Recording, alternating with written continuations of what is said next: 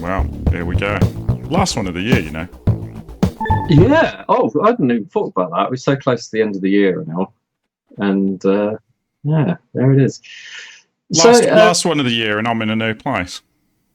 Yes. Yeah, loving it. Very, very like your place looks like something out of like when you're watching one of those movies, and it's like the background's so like sparse. It's like guitar, chair, microphone. Do you know what what it makes it look like is it makes it look like I'm some sort of muso, and like all I do is play guitar, and like for some reason I sit on like a little chair while I'm doing it that's in the shape of the saddle.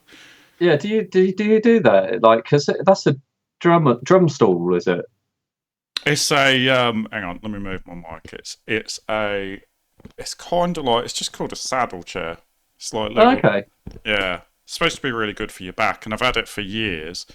And in fact, like, it might look like I've been sat there playing guitar, but like I haven't, I actually, hey, look, check this out, right? Because this is interesting. Oh, what the juice? Hang on a sec. Quick, we could have a live jam. You can't actually hear mine, I don't think. No, I don't think I can. Yours sounds quite nice. Is that like an acoustic one, or is it just? Yeah, so it's hollow body. Yeah, it's a hollow body electric. But I mean, if you do give it a little like sort of, it's a little. Oh, that's well tuned. That is perfectly in tune, man. What are you talking about? Yeah, because basically I've been recording some bass lines, and like this is good for kind of like you just kind of like working out the bits. So only the top two strings, these two are actually tuned, and it's because slightly. Oh, is it? I think it's in shot. Yeah, you can see the edge of my 3D printer there, and oh yeah. You can. You actually. Oh yeah, you can do. Yeah. Yeah, it's just leaned up against the edge of the 3D printer here, the edges. But I chucked a new spool onto the thing at the side. I just slid it onto there, and I knocked all of the tuning pegs for the right hand side out of tune the other day. But I haven't bothered retuning them because I'm only using the top few strings to check out bass lines, kind of thing. So I wasn't that bothered. I'm only using. I mean, at the moment, I'm only using the A string because is for a tune in my game, and pretty much the whole tune is on the A string, or at least the complicated bit that I was having to remember how it went was. Yeah. And it was purely because I was putting some kind of like violin melodies over the top, so I needed to keep playing the melody, going like, oh yeah, what notes is that again? Mr. Fancy Pants, violin melodies, right? Jeez. Yeah, right. Yeah. So anyway, Skool Daze, right? Skool Daze, yeah. Just looking at this front cover, and let's see whether or not. All right, I've got a feeling. I don't. Who's the teacher? Do you think that's? It's obviously the one with the cane. I can't remember what his name is though. Oh, is that? That's not Mr. Creek, is it? Or is it? No, it's not Mr. Creek. It's Mr. Wacker, the headmaster. Mr. Wacker, right? Mr. So then Wacker. Eric's the one with the catapult, presumably. I was going to say crossbow, but I can't think of crossbow. Yeah. So you got Einstein to his left, to our right here with the pen, and then is that Angel Face? Angel's the blonde, and then Boy Wonder is the blonde, and Angel Face is the other guy. Yeah. Angel Face, being the bully, right? Yeah. Yeah. Okay. I got them. Names a bit confused. I was going to say, like, I didn't realise that Boy Wonder. I mean, what's his face got on it there? Is he, Is he supposed to have acne, or is it? I'm not sure. Not sure. It might just be a bit of artistic. Maybe he's a bit embarrassed. But Mr. Wacker's looking angry as hell, isn't he? Look at that. I think this is one of the first games where, like, well, one of the first games we've played anyway, where there's like a cast of characters, because like most games we've played so far, they've got a main character and baddies. Oh well, although we played Valhalla last Apart time, from didn't we? Valhalla, yeah, So yeah, apart from well, apart from Valhalla. but in this, it's got a cast of characters, and the characters all have their own little kind of personalities, Yeah. and yeah, it's this is an interesting one. Do you want to drop to the loader? And I just wanted to talk about like I'm just gonna let's just get this going, right? And I know ordinarily we have been doing this thing where we've been talking about the story of the game whilst one of us is playing. Mm. Do you know what? I Messed it forgot. up. Yeah, I forgot to rewind the tape. Here we go. This should be good. I should have recovered it. It should work. if I've done this proper old school Spectrum style. Yeah, I have. Right, so ordinarily we talk about the story of the game partway through recording, but this one's like really short, right? Mm. Right, so this is the description line there. Oh, hang on a minute. Something's going on because I can't remember like the screen today. I think it might be the same as start of the game. But, oh yeah. This one is awesome. This little loader. But yeah, so the story of the game is really bizarre. Eric is the baddest boy in school, and the beak has his report locked up in a safe. The beak presumably being the headmaster. Eric must attend lessons, avoid lines, beat up the SWAT, be squashed by the bully, and indulge in wild catapult fights and stay away from kids with measles. oh, okay. Look how lush that is, though. The headmaster's colouring in the outfit, and this. Do you remember we were talking on the Attic Attack? This shows the two different colours of the white there, doesn't it? Look. Oh yeah, like off white and highlight white, like bright white. I guess one of them's white and one of them's grey, isn't it? Yeah, and we think, but we've not got this confirmed. But we thought at the time that one of them's background white and one of them's foreground white. So it's the background colour white and the foreground colour white. Yeah, I guess. I mean, we could confirm it, couldn't we? At some point, just go into basic and just play around. Look, the cyan's got two different colours as well. So are all the background colours darker than the foreground colours? I've got a feeling that the colours are like, you've got the basic colours and then you've got the darker colours. I'm not sure. We're going to have to look. We're going to have to investigate. Like, well, look, while you're have you got like the actual like? Is there anything else on like? Have you got like details of who made it and all that? I got a where is it? Yeah, a little bit. I mean, I've got the publisher is Microsphere. Does it say anything about developers?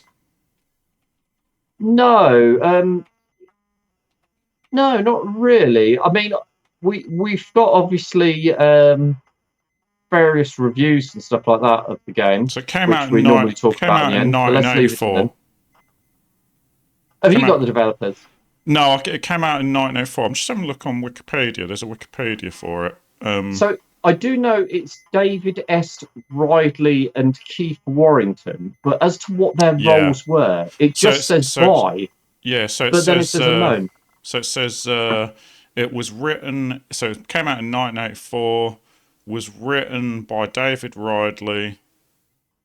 Graphics designed by Keith Warrington. So he did graphics.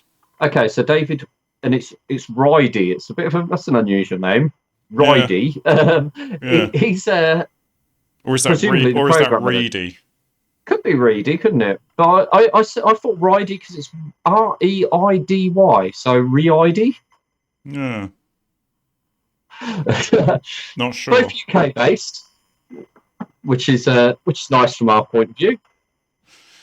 Okay, so it says here, like on the Wikipedia, right? So it says this is like these days like regarded as one of the pioneers of a sandbox game genre, But it says that the David basically, Helen Reedy had a background in teaching. Helen, who's Helen? Helen's must be. well, obviously related to David Reedy. I wonder if that's his wife or either wife or mum, right? Yeah. Anyway, it doesn't say on here, but basically that's probably why it was a teaching game. But Oh. basically, the characters were influenced by a thing called Just William, which I hadn't heard of, and the Beano's Bash Street Kids, which I have heard of, and so have you. Yeah, and And to now be you honest, think about it, we did kind of think that, right? yeah, I remember we were playing it, and we felt a bit Bash Street Kids, kind of, even in the bit scrolling. yeah. Oh, the scrolling's quite good on this. Look at that. You say quite good. It's quite jerky, but like it's an interesting scroll, isn't it? Because it's like you know what? I forgot the gymnasium existed. I only I completely forgot that area existed. And there's no classes in there, is there? I don't think. No. Oh no, there is. There is. Is there? They have. Well, I guess I'll find out soon. They have assemblies in there. I think they have school assembly. Oh, and you have to sit down on the floor. Everybody sits down. Yeah. You know, like I found like because I had a quick look at this early on just to make sure it's working and that, and like I find it really interesting how this has got like a demo, like an attract mode. Yeah, do you want to switch over to your one, because your one's going to be a little bit clearer than mine, isn't it? Hang on a sec. Let me just get mine restarted. Hang on. Because an interesting thing that we've never really talked about. I mean, we've talked about it, but obviously we are we do our games from. I need to stop mine's audio from going over the top of your one simultaneously. Yeah, otherwise, you're going to get my bigger. Just going to turn my sound down a bit because every time that music kicks in, it blows my head off. Hang on one sec. Right, it's really loud. And I'm guessing there weren't a volume option on the Spectrum Audio or something, because I don't think there were, because it was chip sound, weren't it? Yeah, and wouldn't come out the Spectrum speaker. Which that chip sound, if you could have just said, "I want to play it at half volume" or something like that, that would have been great for the music side of things, because the music can be a bit sort of overwhelming, and then the sound effects. There must have been a volume in code though, because like when he's running around like that, it's kind of quite tame, and then as soon as it does one of those lines, it's brutal loud. Yeah, and I wasn't sure whether or not that's because the sound for him walking's a little bit of a, like, you know, the girls and boys come out to play bit, it's like it's a bit pitchy, but the bits in game are quite sort of it's a little bit more. So I'm wondering if the volume's the same, it's just the tone of the note that's basically making it seem more loud. I don't know. I'm just having a look. So, like, you know, obviously the machine code part is different, but the beep command. There was the beep command. That was the basic version of playing a sound. And let's see, what does it say?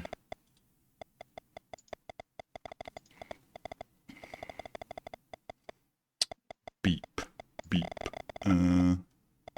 Okay, no, hang on. Like, I found a page where it's talking about machine code, like the actual registers. So you've got 3 channels where you can choose, and then you've got a mixer.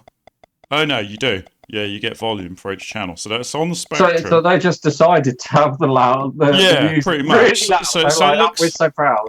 Yeah, so it looks like on the Spectrum, and I didn't know this because I guess we didn't do a lot of Spectrum sound, but it looks like on the Spectrum there was 3 channels of sound, and each channel you could choose like a fine pitch and a coarse pitch, and that'd like, you know, and then you'd have a noise pitch, and that'd like make up your sound. And then there was a volume for each channel. So Spectrum, you could overlay three sounds by looks of things. So this demo that you was talking about, do you want to know something really interesting? If you look at Eric at the top of the screen there, you see he's like walking along, and there's a kid just in front of him there. Yeah. So that kid's known as Kid 11. Oh, is it? Basically, yeah. So in the demo, rather than doing code for Eric deciding what classes to go to or anything like that, Kid Yeah. 11 in game goes to all the same classes as Eric. So all that happens in the demo is Eric follows Kid 11 around. Right.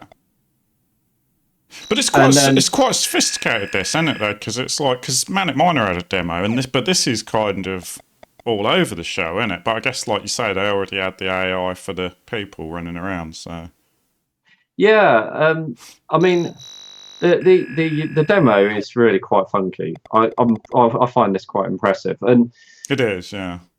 the thing is, like, you know, if you are a game developer, then when you first start getting into game developing and you're sort of doing all the stuff that's kind of interesting, which is generally getting characters to move around and do stupid things, like, you know, in this, let's face it, it's going to be getting the characters walking around, having all the classrooms working, getting them sitting in the chairs, shooting the catapult and stuff like that. That's all the interesting bits. But as soon as you come to having to do stupid like UI bits, they take a long time and they're not that interesting compared to the rest of it. So actually generating like a little demo like this, I would say as a developer, it's quite a chore. And so to have done it and actually got it all working and everything like that, I know, you know, I said they took the interesting shortcut. And the interesting thing is, have you noticed this class? Look, they're all just pushing each other off the chair. Nobody wanted to take the back chair. And I'm assuming that's because that's reserved for the player.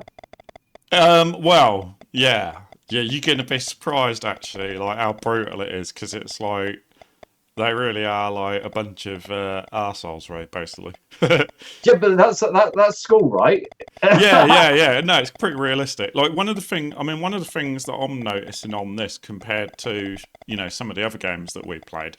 So a lot of those Ultimate Play the games, like, because they were 60 FPS, like the characters were like just XOR'd over the background. We talked about that on one of our last videos, but it's like in this one, it's using like proper sprite masks, right? Because like there is no, like they seem to be on different layers, and I notice when they sort of sit down and kick each other out of a chair, they swap different layers, and so not only have they got sprite masking. Oh, look, the teacher's going behind those characters there.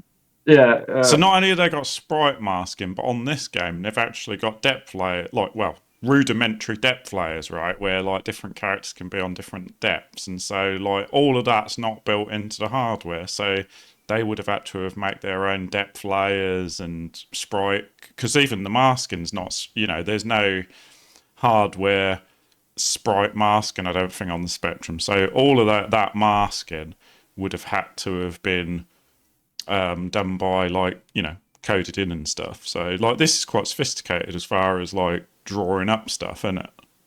Yeah, and also look, the frame rate that it runs at is not bad. One of the other things that I noticed is how awesome their weird perspective is on the game. It is a weird perspective, isn't it? Because it's like it changes across the game. Yeah, like look over to the left hand side at the stairs and the way they work. This to me reeks of this as well. Look at the teacher's lounge on the left here. The way those chairs work on the left hand side of it, and just everything in it seems like somebody doodled this on a notepad. Look, you can see Eric trying to chase that one kid. I was saying about the demo. But you notice though as well, also on this, it's got that weird perspective that gets exaggerated off to the left, and then on the other side of the school, it's the opposite way. So it's like, so the perspective is like the background on this is really whack, but it kind of works really well because essentially it's 2D, isn't it? But it's like that side of the school is 3D. It's an interesting decision, isn't it? Because it's like that could just be flat, couldn't it? But this is what I was going to say. It kind of gives it a bit of uniqueness. Here we go. Look, it's going the other way now. The interesting thing is they've done this weird thing with this perspective, but throughout the game, if you look, it's obviously got the front element of it, which is the part you interact with. So Einstein there's only walking up those front squares. Yeah. So he ignores the background perspective. You've basically got this cut off, which is like that's the real game, and then everything else is kind of like projected back from it. Yeah. But what's interesting, this kind of reminds me of, when you was at art class at school, they go, draw a dot in the middle and then draw lines going towards the It's edge of your literally page. perspective, like, but just all the way across, like. Yeah, and so that's what makes me wonder, did he doodle this in a book and then school dinners are horrible.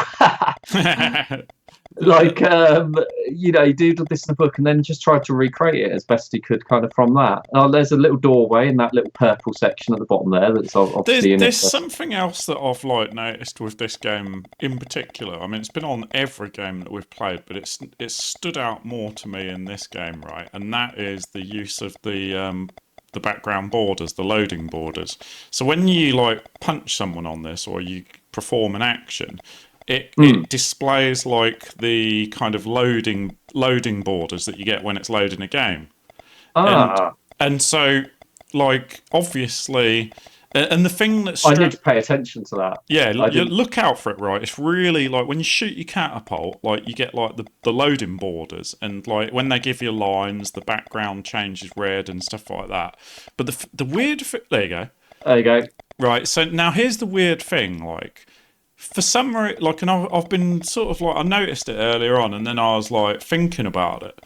But on this game in particular, but we noticed it on other games, right? So on this game, they kind of felt the need to have Skool Daze on the menu at all times. It's just there, wasting space kind of thing. But then, further to that, the architecture of the Spectrum was designed so that the graphical part of the screen, the in-between bit, look how much space is wasted on just the background border for loading. Do you know what I mean? It's quite an interesting thing, but this game kind of really makes use of that loading bar section and kind of it really kind of makes the whole screen kind of flash. There was I think Boulder Dash might have done it, but we didn't notice so much. You've made me pay attention to some things here, right? So I mean, the Skool Daze bit's a bit weird anyway, right? Because I'm just thinking, can you imagine you do your game and I don't know, let's take a bigger game, right? So you're playing, Grand Theft Auto, and at the bottom, for some reason, it's always just got the words Grand Theft Auto. Yeah, it's weird. It's unusual. Up a bunch of the screen. But so anyway, you got Skool Daze, but next to that you've then got a big red block, and then it says demo, press, and then it says a backward F key to play, because the A is halfway in the freaking red zone. You know what I mean? The only thing I can think of, right, and it is unusual, but the only thing I can think of is that when they were doing that scoreboard at the bottom, they had a lot of space. They didn't have anything to put in it, and they wanted to fill it up because it kind of looked weird, maybe. And then they were just let's just put Skool Daze in there. It's the only thing I can think of. But I think Spectrum games were, and the games of this time, having the name of the game and stuff like that in that bottom. It was corner, common. A few of them did it, didn't they? And it's it always struck me as a bit of a weird thing, but. Yeah. A good example is, Attic Attack had that massive menu, didn't it? But I think in the case of Attic Attack, I think the reason they had that big menu was because they wanted to make the screen square, maybe. Don't know. Was this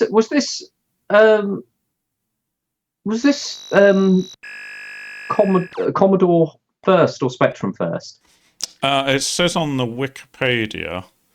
So I think it was Spectrum first. It says,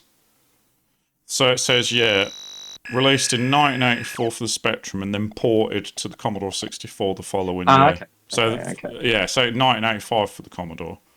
Because I did actually get a copy of the Commodore one as well, and just quickly boot it up and check it out just to see if it was worth doing a comparison like we did with Bruce Lee. And I was sort of thinking maybe I'd do that while she was doing the Spectrum one. Okay. But it really is just identical to the Spectrum one, apart from the area at the bottom where it's got Skool Daze and stuff like that. That area is just a little bit more spaced out. But the actual game's the same with I can only refer to it as kind of a little bit drained out colours rather than them being as bright as they are on the Spectrum. It looks a little duller. But but game-wise, it's identical. It's even got like the same way the color clash is done and stuff like that, as far as the cautiousness of the way the colors work. Like we talked about, like just before we started stream, like we talked about, like, well, we're going to put the names in, and we were like, we decided no, because it's just a pain in the ass, right? But the thing is, like, I literally just read the thing. The game was commercially and critically successful and was praised for its original concept. And the thing is, it's like I kind of think that this game's so original, and the way the entering the name things put in, I'm kind of like thinking we should show it off because it is so unique, this game, right? And so like so you get the option here when you start the game. This is starting the game, and you've got. Hey, just quickly, Taz. My audio for my characters walking, are they coming out your end? They're coming out on the loader. Okay, let me mute mine, and then I'm going to do my names whilst you're doing yours, because obviously I don't really want, if we do jump between each other, I want us to be at similar places in the game, ideally. Okay. Well, we'll only change Eric's name. So Eric is the main man. So, okay, so you can kind of go yes to put in your name, and, then it says... Oh, God, control keys. I'll just press N for normal. N for normal, okay. Okay, so then it gives you this cast of characters. Oh my God! Right? Do you know? I forgot about this. This is so cool because it is. So then you can choose whether you want to keep it as is or change it. So I'm going to change it, and I'm going to. Well, I'll say I'm going to change it. I'm pressing. Oh, here we go. So then you can type in your name, Taz, and on to the next one. And so you can go through, like, we're not going to change the characters because, like, they've all got, like, pretty cool names and that. So the Tearaway, Boy Wonder. Oh, how do I do delete? My delete key's not working. I don't know. You're gonna have to have RR Roy. Do you know what? I'm just gonna hard restart. I've got time to catch up. Yeah. Okay. So yeah, like then you got like the way they all walk in. That's so awesome. I love that.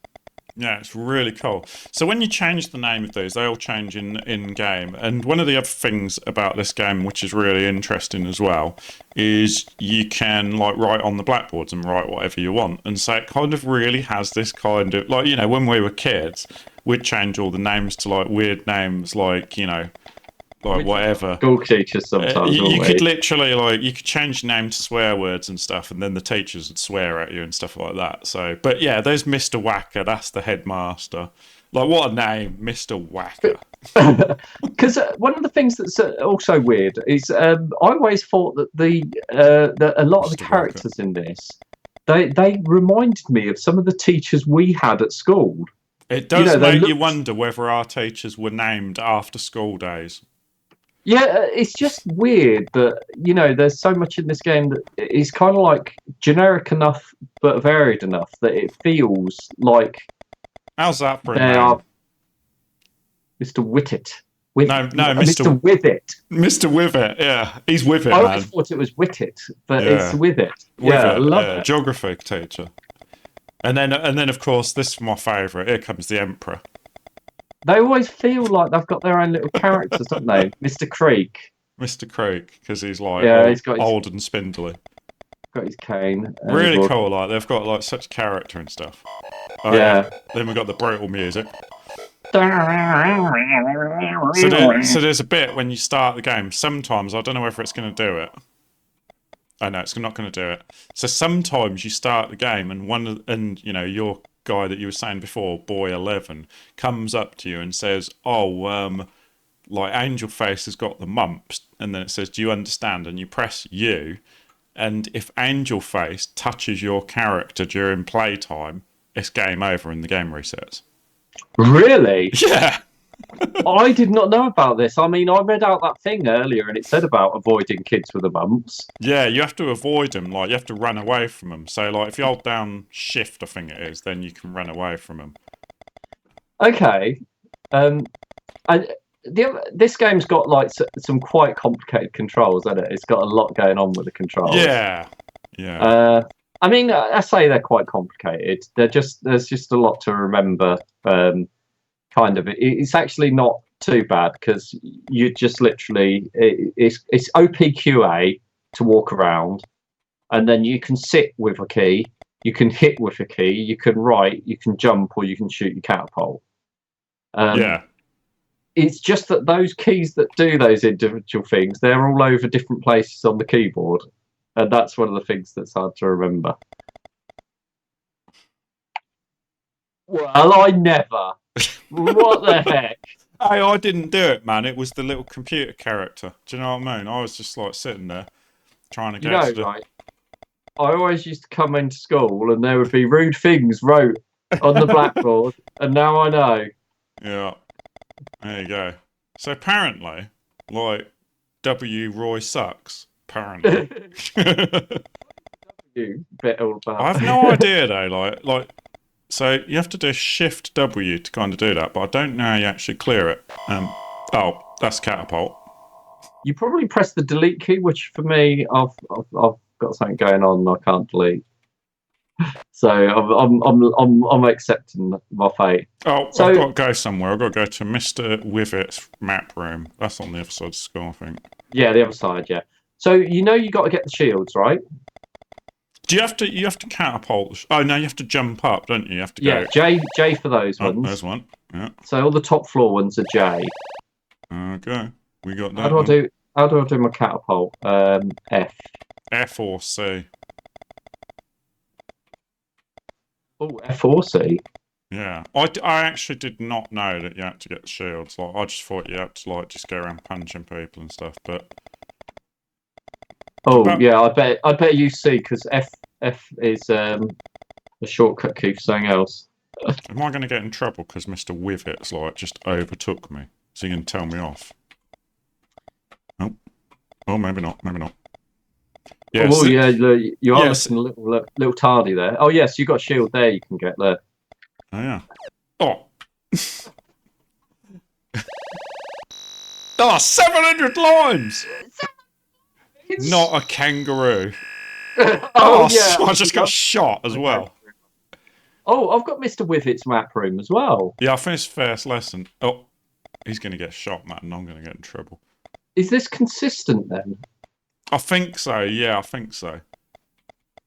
So, like, look, check this out, right? So there's not enough chairs for you to get in, right? So you get lines. Oh my god! But so what I worked out is you have to like kick off one of the other guys. You can't kick off one of the main characters, otherwise they go back to their little chair. But like, look, check this out. Like, look, one of them. Look, they're just gonna now. He's gonna throw me on the floor. And so now I'm in trouble. Yeah, I just got sat on the floor. Now I've got 2 sets of lines. Oh, you have to press S to stand. Yeah, I'm already at like lines 1500. I just got knocked off my chair by that blonde kid. What's his name? Oh, Boy Wonder, that dude. Boy Wonder, yeah, he shot me with his catapult. Yeah. It's brutal, man. I've already got 1500 lines. You only got 10,000 and then it's game over. Jeepers. Well, why they got a classroom where you ain't got enough chairs in it? Yeah, I don't know. Oh, now I'm getting in trouble for being in a classroom. Yeah, sorry, I meant to be I'm supposed to be in the revision library, I say. So you're... What's the revision library? Oh, there's that bit where all the books is at the top. Yeah. That, but and basically, I think like revision library is not like actually a lesson. So you go up there. You just go up there and just hang out. Yeah, pretty much. Everybody's punching each other and. Oh, God, Mr. Wacker. This map room one's brutal because I'm just getting lines left, right, and centre. I've got 700 lines for sitting on the floor.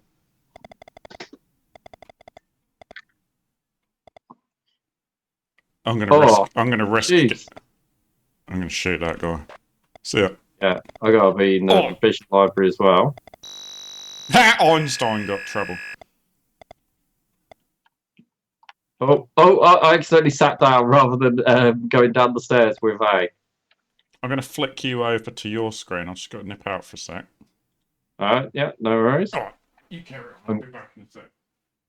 So I got a reasonable... I've got a few of the shields going on here.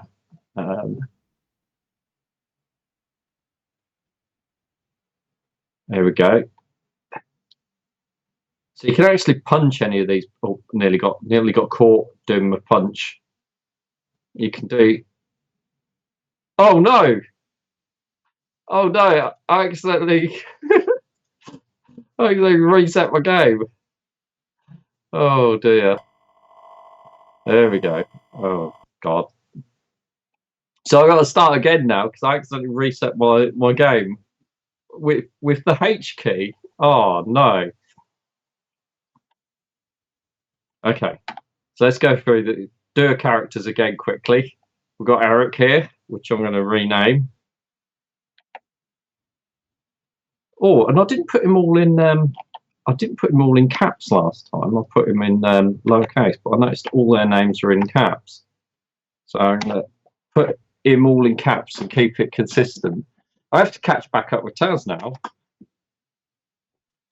Sorry, I'm probably dead. Mine went wrong. I pressed H to hit, and it reset my game. I was trying to demonstrate the punch key. I think I've got a shortcut key somewhere where H is to reset. Oh boy.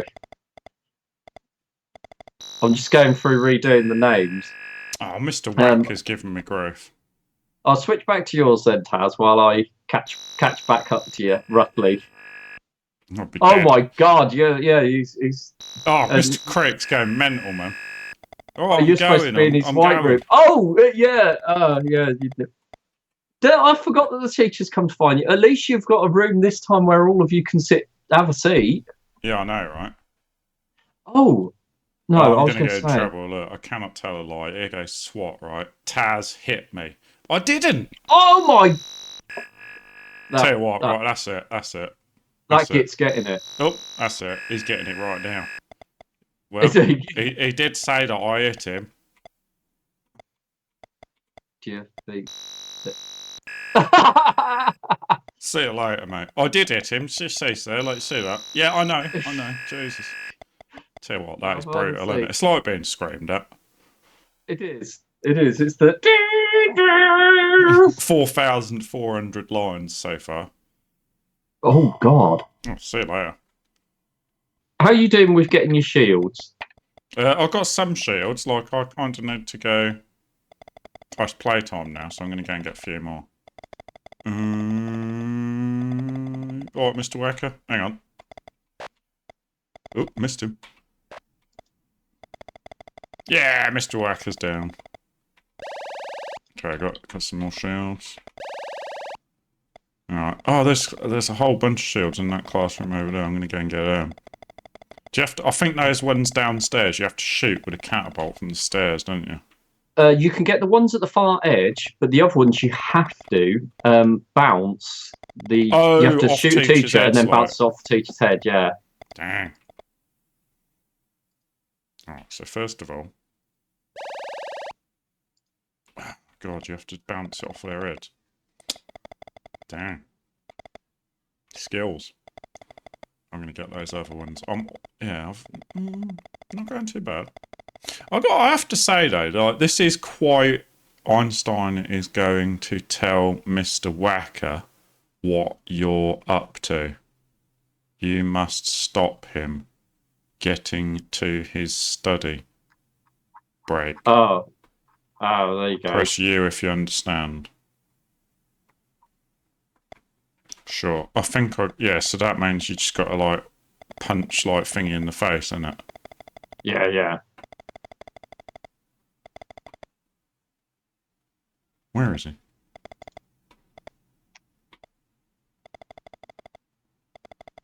Where is Einstein? Ah, screw him. I'm just going to go... Oh, there he is. Laters. Probably have to... Like, I'm probably going to get in trouble. I'm just going to go and get this. Oh, hang on a minute. Oh, you have to do... Oh, do you have to bounce it off all their heads for all that room as well? I guess so. Yeah, I think so. Yeah. Dang. Yeah, it's quite brutal. Okay, right. I'm going to see if I can catch you up a little bit. Oh my god, I think, like, yeah, look, old SWAT is gone to, like, flipping... Oh, and I think master. did we miss it? Because on one of them as well, we got to pay attention in the history room He's coming! as to what he says. He's legging it! Which battle he says. Is the headmaster after you? Yeah, he's legging it after me. Like, he swat grassed on me. Take that, you. I'm gonna like leg it to the like top of the building. That's where I'd go. It's got to be a safe bet, isn't it? And then hopefully playtime will be over by the time I... Oh, this doesn't look good. Here he comes. I'm in trouble. I think. Oh, I thought I got in trouble then because Mr. Whiffet watched me kangaroo, but he was far enough away. I gave me 2,000 lines. 2,000. Tell you what, Einstein's going down. I just got some lines. Mr. Whiffet told me get where I should be. It's playtime. Let's see if I can. Can you not be in the classrooms at playtime? Oh, you can't be in the playgrounds, no. Not in the classrooms, no. That's rude. You know, when I was at school, you could be in the classrooms. I know, right? Bounce off his head. Yep, that's a shield. Yeah, nice. And your face, nice. Mr. Craig. That's some good catapult in there, Tazarus. Cheers, man. But like, oh, Mr. Crit. Oh, right, that's that one. Oh, how do you run? So hold down Shift and then press the direction O or P or whatever. Do you get in trouble for running? No.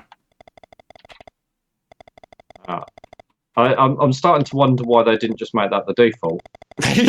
yeah. I'm not sure. Tell you what, though. Take that, Einstein. You stupid swat. I bet he's going to come and like kick me out my chair now. I know. Yeah, you can get that one top right-hand side as well there on your screen. Middle floor, right-hand side. You can get that one with your catapult off the stairs as well. Oh, I see. That one in the one in the room below, like. Yeah, the red one. Please, sir, I cannot tell a lie. It was the Battle of Gettysburg. Jeez. So this room hasn't got enough chairs either. Everybody just keeps getting thrown off their chair. But luckily, they aren't throwing me off my chair. I just catapulted someone in my room off their chair. One thing that's kind of funny on this is like when old Swatty's going to tell on you if you keep hitting him or shooting him with a catapult, he can't get his line out, and then like, oh. So I got a feeling that's the battle that you gotta. There's one of them you got to write it on the board, and I got a feeling that might be it. Oh yeah, is that? That sounds like something that we wouldn't have been able to figure out, though. How the hell did you figure that out? I don't know. I do remember. Because didn't have internet back then, did we? So. No, but I think you completed this by following a tutorial in Sinclair magazine back in the day. I remember you walkthrough or something. Yeah, because I remember you getting all the way to the point of going to the safe. I remember making a note. Yeah. Of the thing, and in Sinclair magazine they had all the dates. So when you got the battle, you could just look up the dates. You didn't have to wait for him to tell you the date later on. I think this is a great little game though. Graphically, it's really cool. It's awesome, man. I'm just like, I mean, so that brutality of that map room is the first room, and you haven't, you know, you can't do anything, and you just get in lines the whole time. As the very opening scene is quite brutal. Oh man. All right, got away with it. I'm already up to 7,000 lines. Are you? Oh my goodness. Hey. Kicked out my chair. I just tried to bounce a thing off a teacher's head, but I missed the teacher. Yeah, I guess you got to be a little bit back from him. Please, I cannot tell a lie. Taz, hit me. 800 lines? Well, at least I can't get any more, can I? I'm going to go into cause trouble though. I'm going this way. No. And I am going to hit you. I must say as well, the timing of getting the bit right to knock the teachers over and then bounce off their heads. Yeah, it's a little tricky. And you got to like wait for them to like walk underneath it. Yeah. So I'm going into the revision library. This place seems brutal. Almost 8,000 lines. Oh, Headmaster, here's an opportunity. Oh, damn it. Oh, damn it. Your pupils got in the way. That's what I tried to do. I tried to get the headmaster. Yeah, this is just brutal. This reminds me of school. It's just constant attacking and fighting and catapulting people. So do you reckon, like, with this, it's like literally a case of getting all the shields once you've done that? Is it that simple? Get all the shields and then... No, not quite. So you get all the shields, and then once you've got all the shields, you get... you catapult each of the teachers, and each of the teachers then, when they fall over, they give you a letter. You make a note of the letters, and then the history teacher, you write his date on the board, and then when you write his date on the board, he says his letter out when he sees it. He sort of goes, oh, and sees it, and then he shouts out his letter. Then I think you write all those on the board with his letter as well. And once you've done that, you can then you get the combination to the safe. You write that on the board. You then just jump up at the safe, and that's it. So it's actually kind of like the completion side of it isn't as big as what it seems. I got to stop Einstein again. Son of a gun. Gaining grass on me again. I like the way. So I'm in the history room. I'm just shooting the history teacher constantly with a catapult, and Angel Face is getting loads of lines for it. Oof. I'm currently like taking out like Einstein by just like punching him one after another. Angel Face just got 700 lines. Yeah, you ain't going nowhere, buddy. What happened in the year that I was born? There you go. That's what you wait for. So, what happened in the year I was born? Please, sir, I cannot tell a lie. Oh no, he's getting away! Oh no, he's getting away! It was the Battle of Balaclava. Oh, he's got away! Oh no, we're all good. Oh, it's dinner time now, so it's like,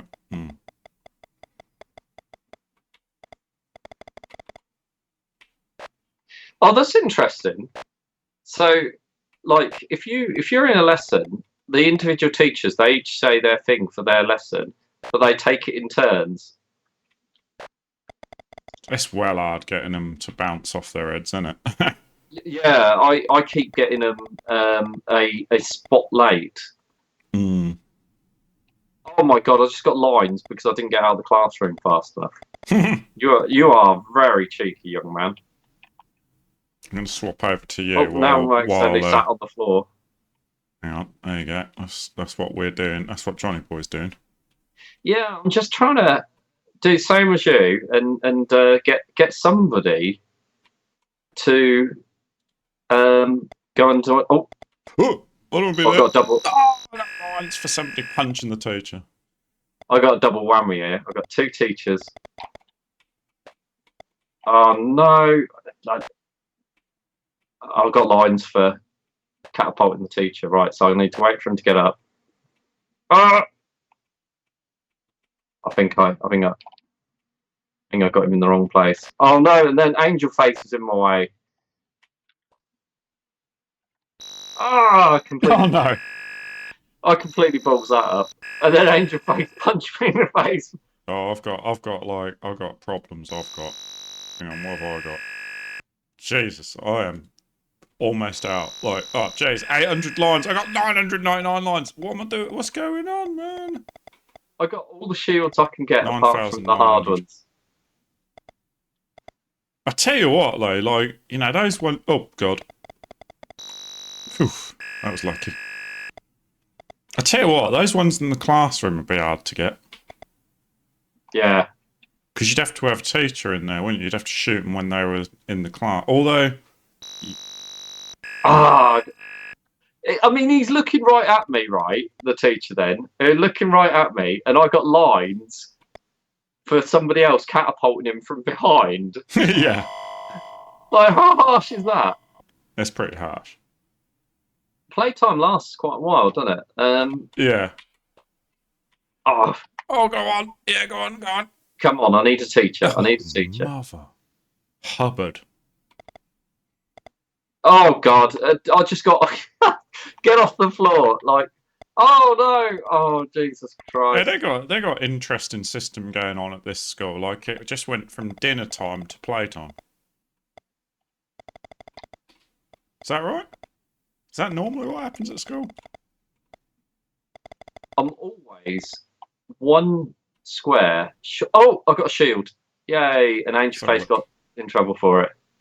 Oh, that was lucky. I, like, literally just pressed catapult, but I had my screen, like, clicked on to share you, so, like, I didn't catapult the teacher. Mr. Reading Room.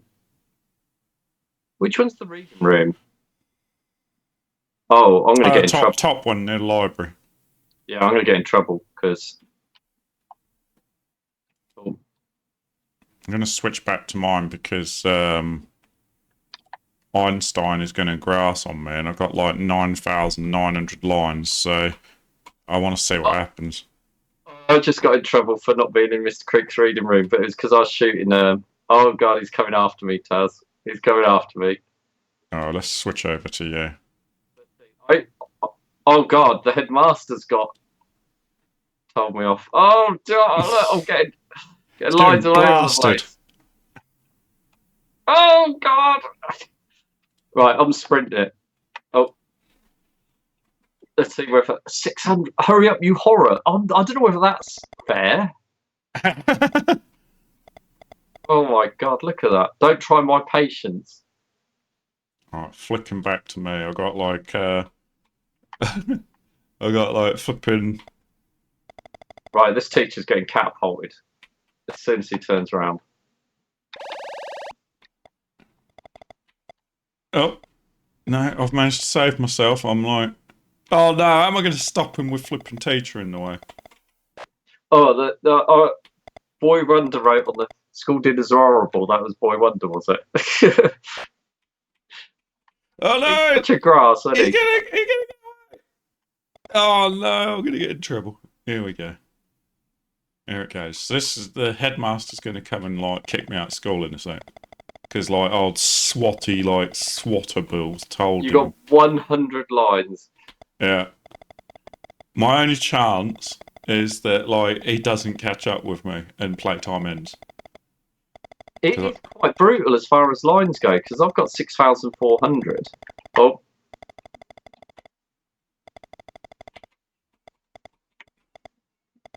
Mr. Rocket in the he's white coming, room. He's coming. Is playtime going to end, or am I going to... I'm going to get in trouble. Here we go. I'm about to get kicked out of school. Oh, he just gave me 2,000 lines. But it's okay, I've legged it. So now I've got 11,900 and he's legging it after me now to kick me out of school. Might as well shoot that guy. Might as well punch him. Don't hit your mate. You ain't my mate, Specky. Oh, hang on. It's alright.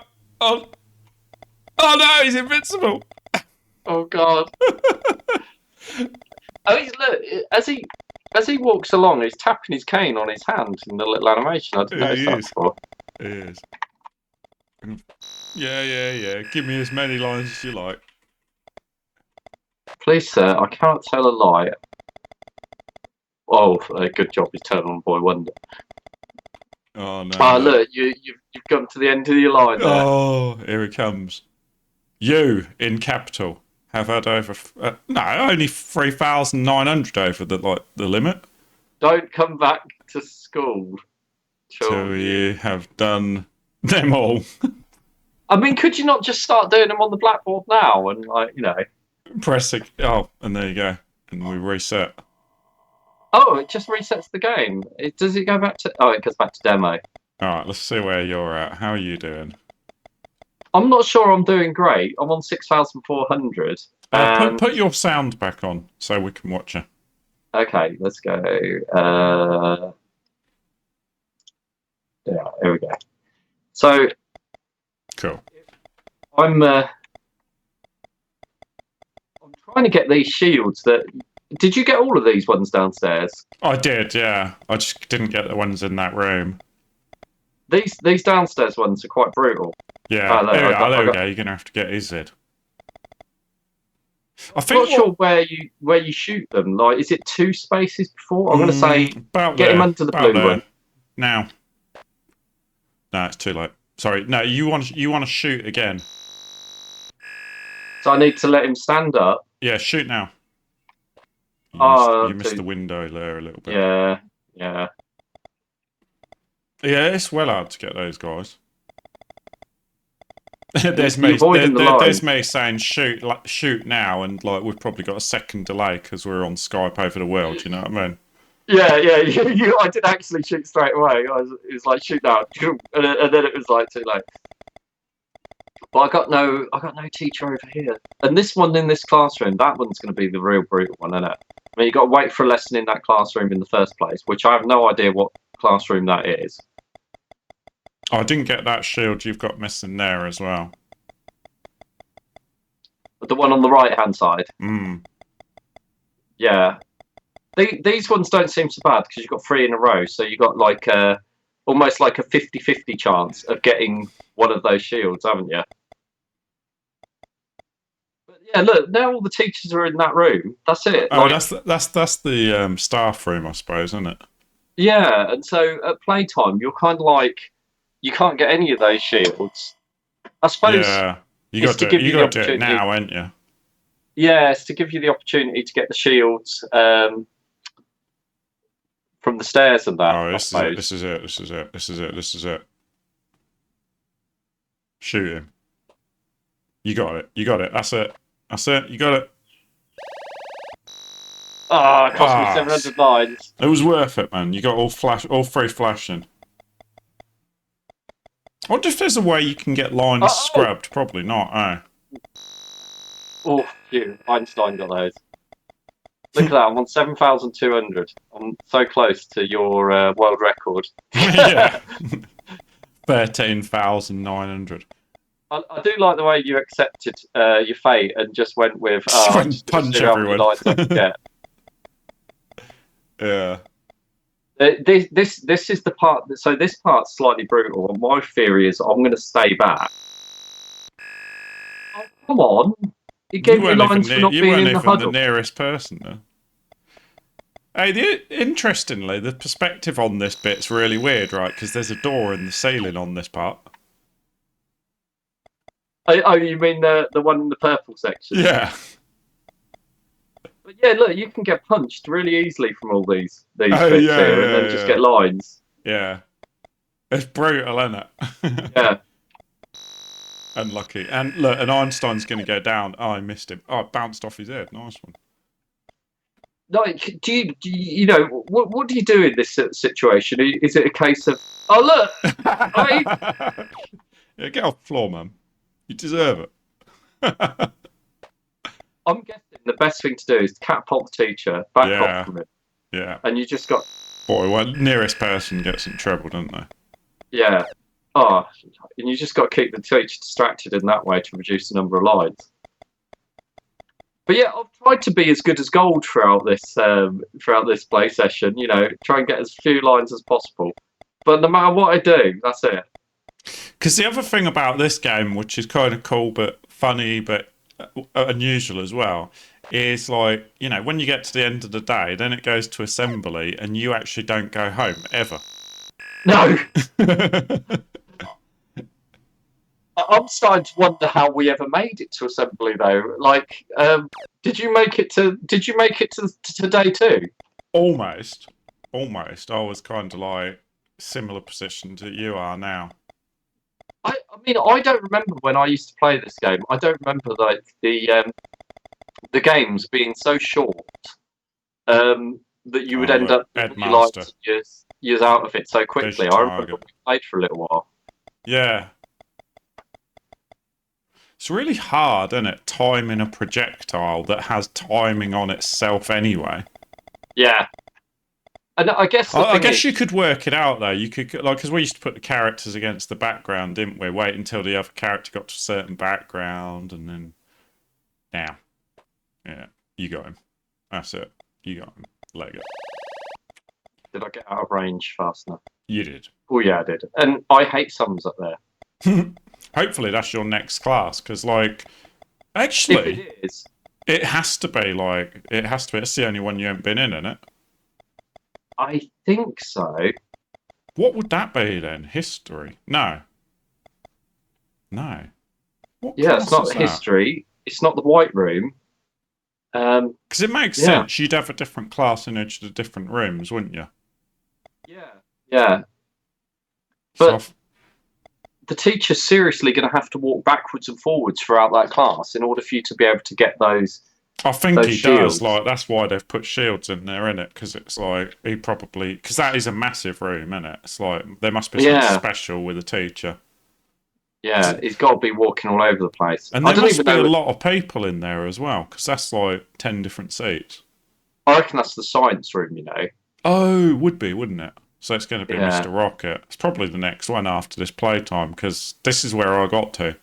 And then, like, Einstein, like, grasped me up and I got 2,000 lines. Oh yeah, that kid came up to you and said that he was going to grass you up, didn't he? So Mm. look, this is where you go home, presumably. That's where you escape, isn't it?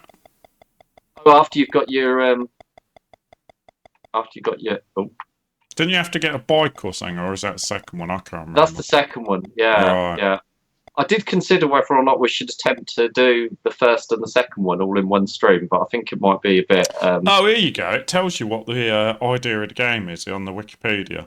So Oh, does it? the game features a player schoolboy named Eric, whose objective is to steal his report card out of the staff room safe by accomplishing various tasks. Blah blah blah. So you got to get your report card so that you don't get in trouble, I suppose. Oh, here comes that Mr. Wacker. I do like the little gymnasium. I like all the little graphical details in this. I mean, it does make me wonder how much memory was used up for the graphics side of this versus the actual logic of the gameplay, because it seems really quite complicated, and it amazes me that they managed to make number 2 and make it even more complicated. The amount of stuff in number 2 is phenomenal compared to this one. Number 2's got lots of silly things you have to do in it, hasn't it? Like getting the frog and taking it over to the girls' school.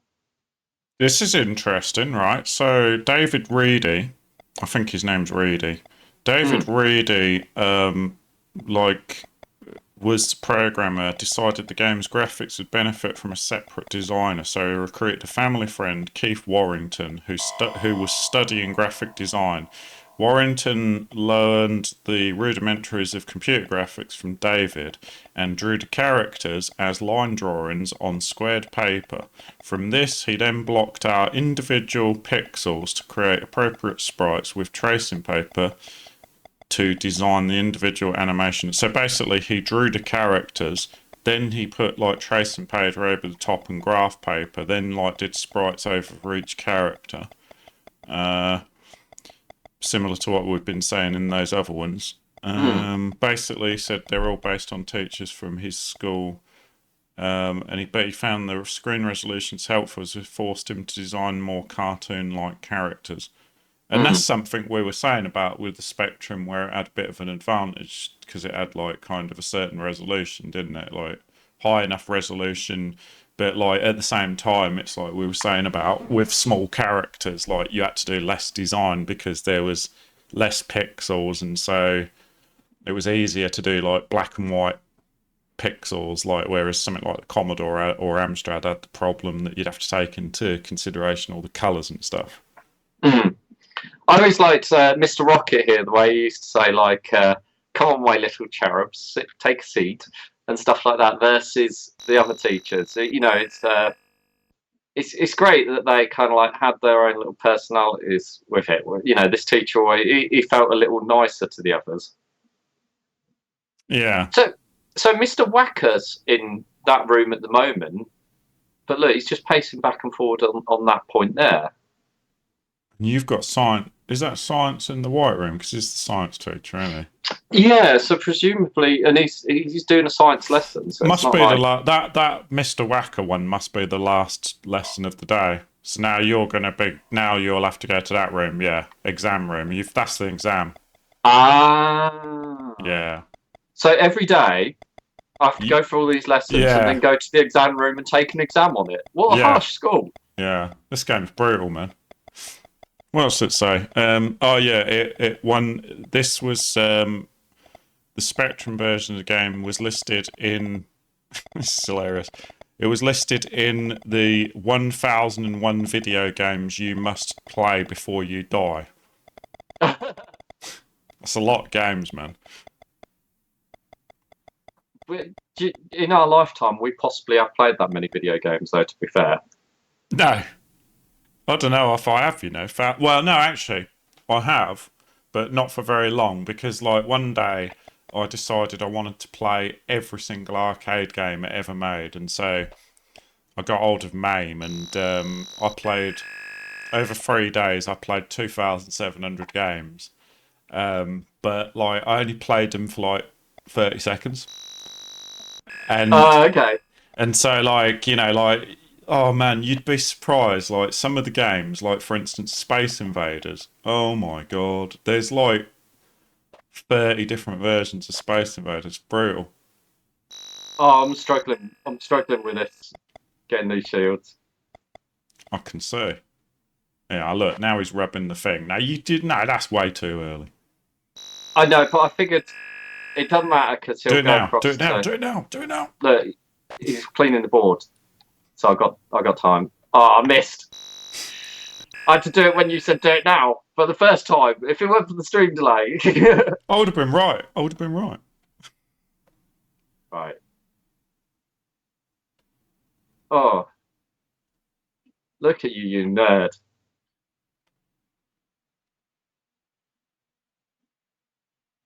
Oh my goodness. A couple of other little trivias. It got 93% in Crash Magazine. Computer video games gave it 34 out of 40. What a weird marking system. Sinclair user gave it 8 out of 10. Your Sinclair, 8 out of 10. I swear that means that your Sinclair thought Bruce Lee was better than this. Okay. Yeah. I can't jump, Taz. Oh. Your Spectrum gave it 3 out of 5. And what other games were around that were like 3 out of 5? It's pretty low score, isn't it? It is really, because I you know, even playing this now, this feels pretty good. It's pretty enjoyable. It's so unique, isn't it? And it's such a good game. Sinclair Programs gave it 75%. I mean, although that said, though, I've got a feeling that this was like, when did this come out? 84, but I bet it was on the latter half of 84. I bet there was a whole bunch of other games out. Yeah, because thing is, like 1985, this came out on the Commodore. That would have been year away, the Exploding Fist and stuff like that. Yeah. So maybe this room here, Taz, that room there, that's the harsh one. You got 3 shields there. And you didn't get any of them. I got one of them. I got this blue one here. Oh, okay. So I got that. I wonder if there's another way of, like, is bouncing it off the teacher's head the only way? It is the only way. Yeah, I checked. Okay. And it's. Brutal. I guess you're right that it's that exam room. I think the thing is, this is the first time we've played this in what 20 years. 20 years? 30, 40 years. 30, yeah, 40 years, yeah. Yeah, because we would nearly have played 40 it years. back in '84. And So so, 40 years, that's ridiculous, isn't it? We're playing this 40 years ago. That's just like back in the dinosaurs, like when we were like, in our Stone Age hut, like playing, flipping back to the school. That's 40 years ago. That's ridiculous. So I think it's kind of like you kind of wait. We missed a trick here. I wonder if it must just cycle round, mustn't it? Yeah, but I was just wondering, is do you think revision some library? teachers might come? Because revision library, right? Look. I think you can skip out on this one, can't you? Yeah. So can I skip out? There's no teacher. As long as they don't see you, that's the only thing. So you might be able to follow him in and shoot him as he goes behind, like back. Yeah. Oh look, there's Mr. Rockets in there. You just not got to get sane. So you just got to be careful you don't get sane, because they'll tell you off. Yeah, Mr. Rocket's going. Yeah, no, I think you're right, this is how we did it, weren't it? Yeah, but look, he's under the blue one. Yeah, so I wonder if, like, different teachers... Oh, no, look, he's going on now. Yeah, no, he's kind of wandering, he's milling around now. Not as much as we'd hoped. And I wonder if that's... But I wonder whether throughout the day you get different periods that are kind of like 3 periods like that where they wander around and you could certain teachers, like, you might be able to do it at certain, like, lessons, because I kind of, unless they were brutal and they just left it, you've got one, only when there's exams on. But I reckon you're right, maybe like different classes, like different teachers move around. That's the safe, presumably, right? Yeah. Oh look, can I bet you can't. Can I take a seat in the chair? No. You can sit on the stairs, though. Oh, can you? Yeah. Yeah, you get told off for sitting on the stairs. Oh, yeah. Cool, I didn't know you could do that. Yeah, I did it earlier on by accident. I was like, oh, and then I got told off. It's like brutal, man. I'm only sitting on the stairs. Yeah, so I have tried to be as good as gold here, and it's very difficult to it's that room there. Because there is another way you could do it if you didn't have so many lines, and that'd be to run in that room when you had a lesson. The teacher would come after you. Yeah, this is what I was just thinking. Look, so this teacher now, he's going in there. Yeah, you follow it. You could follow him in and just shoot him as he goes down. Yeah, because he's going to go all the way to the front of the class, isn't he? Probably. Perfect. Got it. Ching, and then just run back so that boy wonder gets done.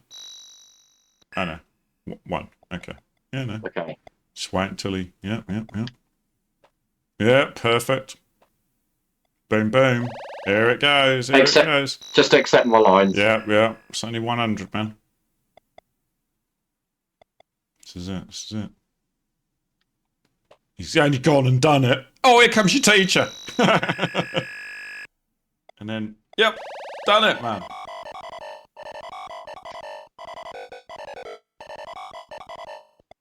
Damn, that's brutal, that tune. I tell you that. I'm going to run out of lines here, ain't I? I'm going to say this. It might be a bit oh, wow. Sit down. Oh, Jesus Christ. Yeah, I am going to say, I will say, like, I mean, you. So that's his one. You. Oh, you just got to shoot him, have you? Yeah, and then they start giving you code. Because I've got 9,900 lines. There's no way I'm doing this. No way. Because one thing I was going to say, like the tunes on this, the music on this is like pretty unusual, isn't it? What was that? Oh no. I accidentally sat down. I meant to walk down the stairs. You got Oh god. 10,000. Oh, maybe you. Oh no, here comes Whacker. Yeah. Yeah. Oh god. You busted up, man. Can I get his letter before? Bet There you go. I got his letter. Alright. I'm in so much trouble. I've run. You've got to catch me again. Shoot the other teacher while you're there. Oh no, Oh. look, Dross. So I managed to get a couple of the letters there, but Alright, I'm gonna have another go. that's quite doable, right? Yeah. It's not too bad. It's like, it doesn't take that long.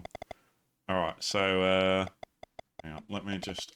you don't have to worry about muting. I can mute you on the stream, I suppose. Oh no, I'll mute. It's fine. Okay. Okay. Right, so I've muted. I'm not going to put in my own names this time, so I'm going to see if I can speed run it. Yeah, I'm also not going to put in my names either. Okay, right. So focus. We can do this. So, questionnaire is playtime. I'm almost 100% reliant on you to do this task because I know. I'm determined. But I'm feeling. Oh, hang on. Crap. Have we got like Opportunity here? Yeah. That was good thinking though with the old teacher. Yeah. There aren't no other times when they go in. Darn. I thought maybe playtime. Maybe they wander over there. Wait, do they? No, they don't go into it's the almost party. not worth like getting those kind of corner ones because they're so easy to get, aren't they? The ones at the start. Yeah. You might as well just like wait until you got the good ones. Oh, here's my opportunity. Yeah. Here's my opportunity. Yeah, there is an argument for focus on the hard ones to get. I got one hard one, 700 lines. Ah, darn! I haven't got. I nearly got one, but Einstein got some lines for me. A little too late. I got two hard ones. Sounds a bit rude. So you do start getting into a little bit of a flow. They're not too hard to get once you kind of know the distance.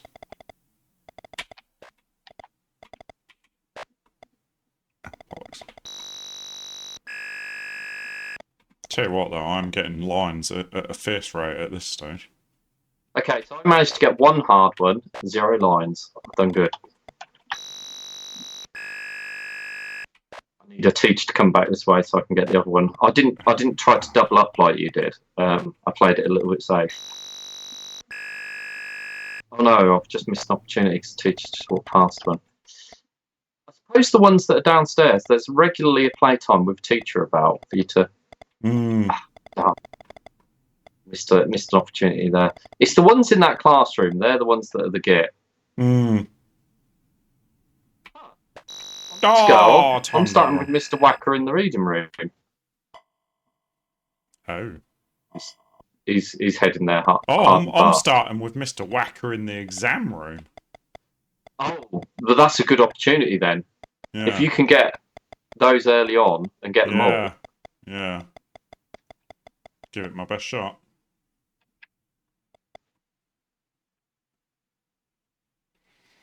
Alright, Mr. Whacker. Come on, Mr. Whacker. Oh, he's walked off. No, that's down here, mate. You gone the wrong direction. Where's he going then? Oh, here he comes. So if I can get him. Oh my god. Boy Wonder literally just walked in the room and catapulted the teacher instantly. Silence, or I'll cane the lot of you. Go on then, Mr. Whacker. Here we go. Oh no! Boy Wonder got done. Come on, do it. Doink. Yeah. Yeah. Yeah. Oh wow. Oh, it was worth it. Go Go on. If I You got can two whip more to go. these, if I can do all these this time round, jeez, that'd be wicked. If you get those, that's phenomenal. Mm. That's the greatest start that you could have to a game. And this one should be fairly easy. I'm not on the flipping backboard, you dumbass. Oh yeah, because he slows down, doesn't he? Right. That's it. I've got 4,200 lines, but all the hard ones are done. Yeah, those getting the run to work consistently is a little bit tricky. If it was easier to get the run to work, I think you could avoid some of the lines by getting out of the way a little quicker. But it's yeah, a little bit.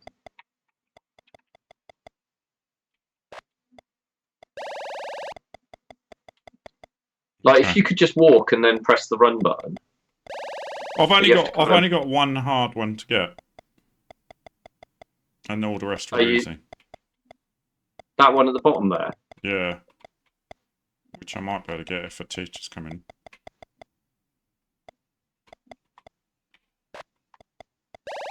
That's the only one I've got to get though. Some of the lines are harsh. I just got 700 lines for sitting on the floor. Is Mr. Wivet on his way? Oh, here comes Mr. Wivet. Here's my opportunity. Oh, you got to shoot him from behind though, ain't you? Because you don't want to get the lines. He'll see you from the front. Or does that not how it works? I don't know. I don't think that's how it works. Let's have a look. Come on. Can he do it? Can he? He did it. Get out of there! Get out of there! 300. Alright, that's not so bad. Alright, I'll get to class then. You're right, boss. Let's go to class. And then you need the year that the teacher was born, so you're going to need that from the history teacher.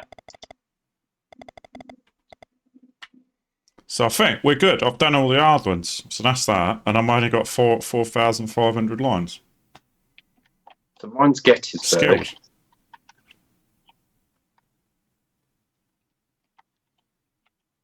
Do you have to type in Gettysburg, do you? No, you have to type in the year the battle was. Okay. So he'll eventually ask what year the battle was, and then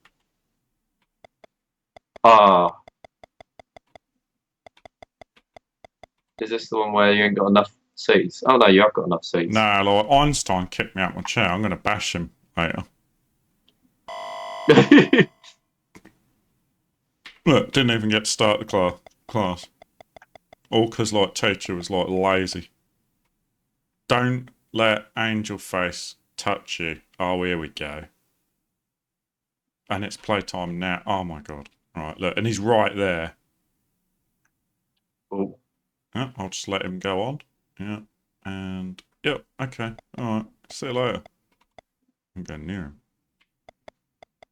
I got a potential opportunity to get one of the tricky ones. Uh-oh.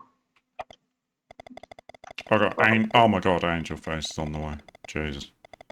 Probably shouldn't have done that.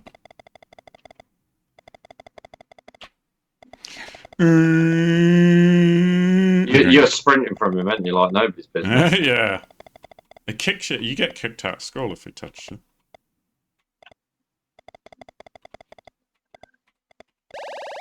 Oh. I meant jumping.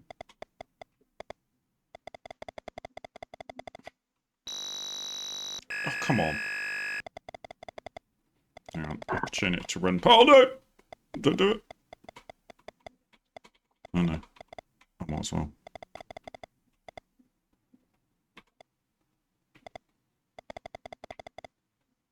$5,000 lines already. Boy Wonder has hidden a pea shooter. Oh, God. It's these extra little challenges they give you. They're interesting, aren't they? Pea shooter on the fire escape, so I've got to stop Mr. Whacker from getting there. Oh, on the plus side though. Well, hang on a minute. Hang on a minute. I've done all the shields and it didn't make the noise. You missed one. Yeah, no. Yeah, you haven't done the jumpy ones at the top there. Hmm. I didn't even know it did that. I'd forgotten it did that. Here comes Mr. Whacker. Oh god, he's motoring. I think I might just leg it.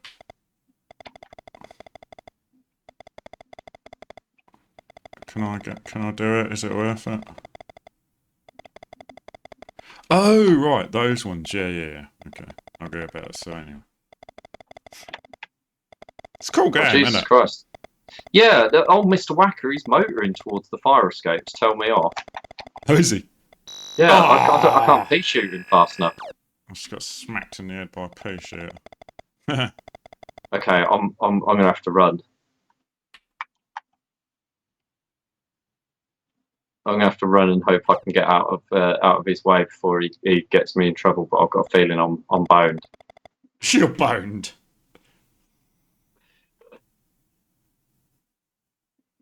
Answer the questions on the page.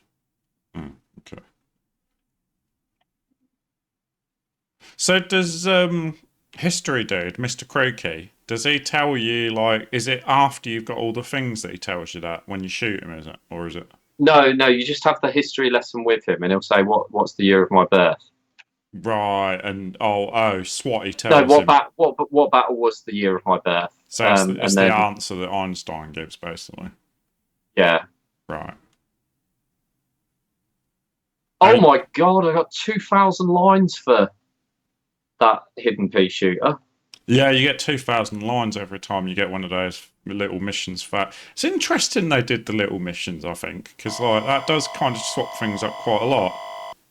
It does, but the punishments are very harsh. Yeah. And I mean, it's funny actually because I was thinking about the difficulty of games from back on this sort of era, and they were very difficult.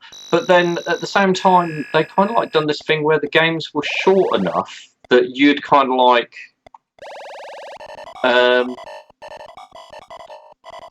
they'd be difficult but completable kind of thing. Yeah. Well, yeah. It's kind of like Flappy Bird in that way, right? The game's so short, you didn't care. Yeah. It's kind of like you go, oh god, and then you just start again, kind of thing. Yeah. Look, as it happens, I'm in history lesson.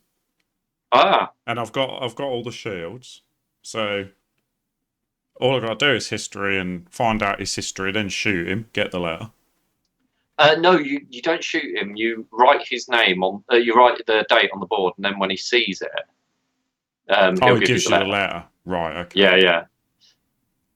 Okay. So presumably he's going to ask the question in a second. Yeah. What happened in the year that I was born? Okay, and then Einstein will give you the answer.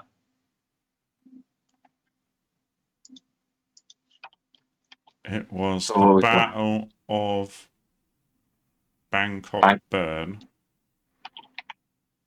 Right. And then what? Okay, so then at some point he'll when was the Battle of Waterloo?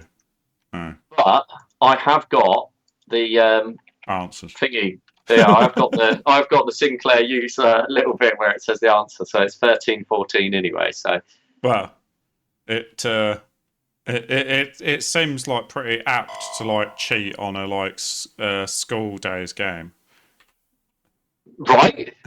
So okay. I think they almost expect us to. So how do you clear the board? Because you got right on the board as you and like let him see it. Yeah, that's a good point. What was it? 1314? Did you say? Yeah. 1314.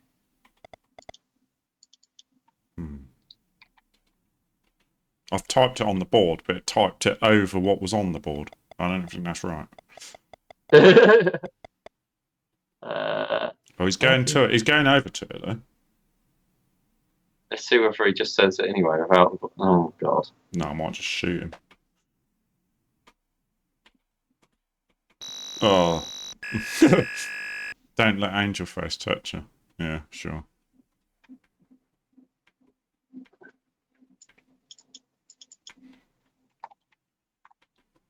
Yes, I'm understood. Don't know where he is. He's nowhere near me. Good.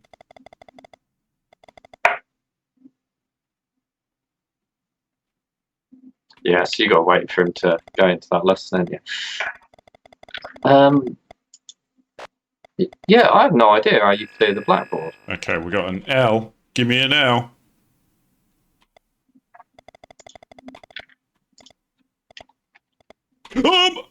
Damn! I got touched by Angel Face. Yeah, got the mum. Oh no! Oh no! Dang! Like, That was so close. Unapologetically just scrolls back to the demo. Yeah. Oh, that was so close. How are you going on yours? Not great. Not great. I've been waiting for a teacher to actually come to this point so that I could shoot this bit. I still haven't. I still haven't had the exam. Here it goes. Here it goes. Here he comes. Oh, rocket's coming. Oh. Yeah. I was. Oh no. They're all coming. Go away. Oh, with it. With it's coming, and so's the headmaster. Okay. Oh no! Look, and he told off just the wrong moment. So now I've catapulted him in the wrong place. The only way you're going to be able to do it is if you can time it somehow and hit him on the next frame. Oh, it wasn't bad. That wasn't bad. I am on the same frame. Oh look, I'm getting so many lines. You got it. Oh no. Oh no. Oh. Damn. Messed that up big time. Damn. Mr. Rocket in the reading room. Yeah, that was brutal. Like, he told off Einstein at just the moment when I was about to press the key.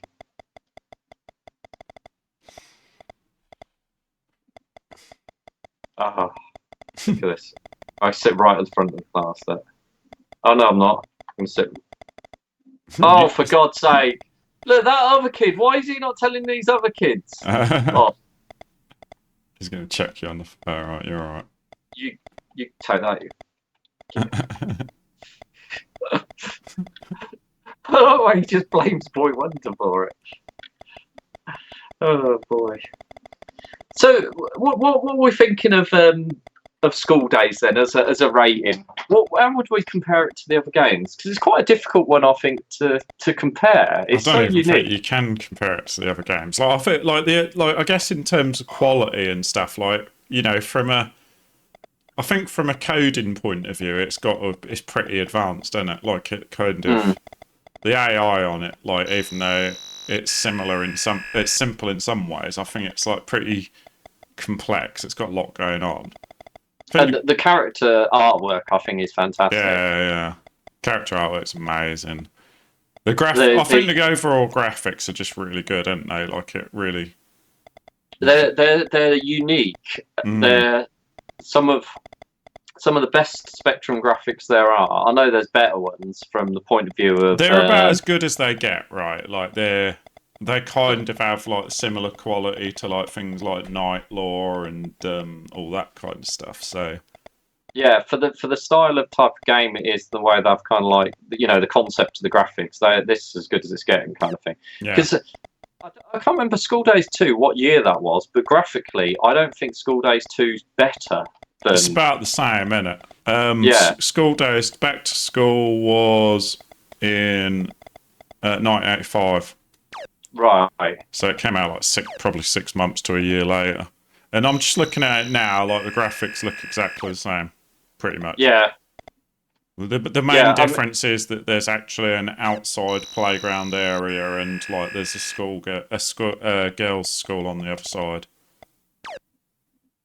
Yeah, I mean, you know, let's not be mean or anything. The graphics in the second one are really good. It's just it was already the graphics in this are already good. Yeah, and I'm just looking at the second one actually. The second one like was unanimous, like so basically, you know, Crash, like they're the sensible guys. They had it at 93%, same as the original. Computer Video Games gave it 30%. It's just Let's just skip that. I'm getting in trouble. Computer video games gave it a little bit less, 30 out of 40. Sinclair user gave it 5 out of 5. Your Sinclair gave it 9 out of 10. And Computer Gamer gave it 4 out of 5. So I got 4 out of 5, 9 out of 10. Yeah, pretty good scores, right? So the second one was rated better than the first one. But to be honest, the second one is identical gameplay, except there's just more to it, and it's just more puzzle. Yeah, and graphically, the characters I think are the same characters, aren't they? Like I think so. Yeah. I think so. Yeah. I think it's. Oh, God's sake! I pressed S again instead of A. Yeah, I think from like the point of view of what they've essentially done is they've kind of gone like, oh, we can improve on this, and they've taken the existing game and improved it using what already existed within the game. And so they kind of had a sort of easy starting point from that point of view. And not saying there's anything wrong with that, but it's number 2 is almost like an expansion pack. Yeah, kind of, yeah. And interestingly enough, number 2, the scoreboard's slightly different. The lines and that are on the left-hand side. The logo is on the right-hand side, but it's still got back to school at the bottom of the menu. That's weird, isn't it? It's almost like they just kind of went, we need to change this up a bit just for the sake of it, kind of thing. Yeah. And of course, because there's the other school, you've got like a whole set of other teachers, like female teachers and stuff like that. So it's basically double the. And also, I think like they've got a mechanism to get rid of lines as well. You can kiss your girlfriend and she'll do lines for you. Oh yeah, that's right. I remember that. And presumably, I think the reason for that is because the second one is because it's like 3 times as big map-wise. And there's probably a lot more to do, so you got to last a lot longer. Whereas, Skool Daze is more an arcade version. It's like the second part's almost like an adventure game compared to. Yeah, and there's some quite convoluted things you have to do, like getting the frog and dropping it down. Yeah, you have to drop it down someone's top or something like that. You had like water pistols, stink bombs, mice, sherry. You had to like put sherry in like a thing and get the teacher pissed and stuff like that. Oh God, yeah. See, these are lots of little things. I didn't even remember a lot of those things. So I think, like for me, like I'd say, similar to all the other games like we've played, really, like it's kind of probably like a 9 out of 10, 10 out of 10, depending on like what you kind of like marking it on, because like it's so unique, isn't it? There's still nothing like it. It's one of those games that like it just. There was a lot of unique games on the Spectrum, and this was one of them. Yeah, this was very well done.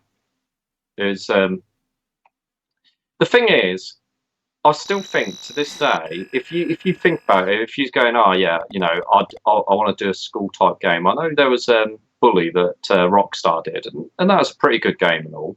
Mm. But as far as the school simulator goes, this and the sequel as a remade sort of game in not necessarily in this style, but I'll be back in a sec, John. Carry on for a sec. Yeah. Just go grab something. Yeah, recreating Skool Daze, you pretty much create it as it was. I don't know whether you'd want to change anything. You just add new stuff to it. You might give it a different view, although I do think the side-scrolling kind of gameplay really does work really well on this sort of game.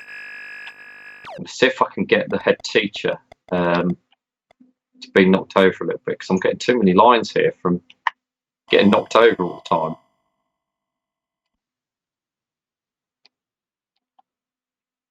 I've got so many shields still to get, and I've only got 2,100 lines to go. I'm going to be dead in no time. Oh God! Although dinner, I've got a feeling that dinner time. This is the tactic you need to use, just to keep the teacher as busy as possible, and get everybody else in trouble for for doing. It's interesting here though, because I don't think you get in trouble for being seen to use the catapult. It's just literally the person who's closest. Yeah, like they'll seem to get away with that. That's crazy. Yeah, it's almost like I think the thing is like what makes this game good. It's got a lot of personality in it. Lot of personality. The characters, like look at like Mr. Creek and Mr. Wacker.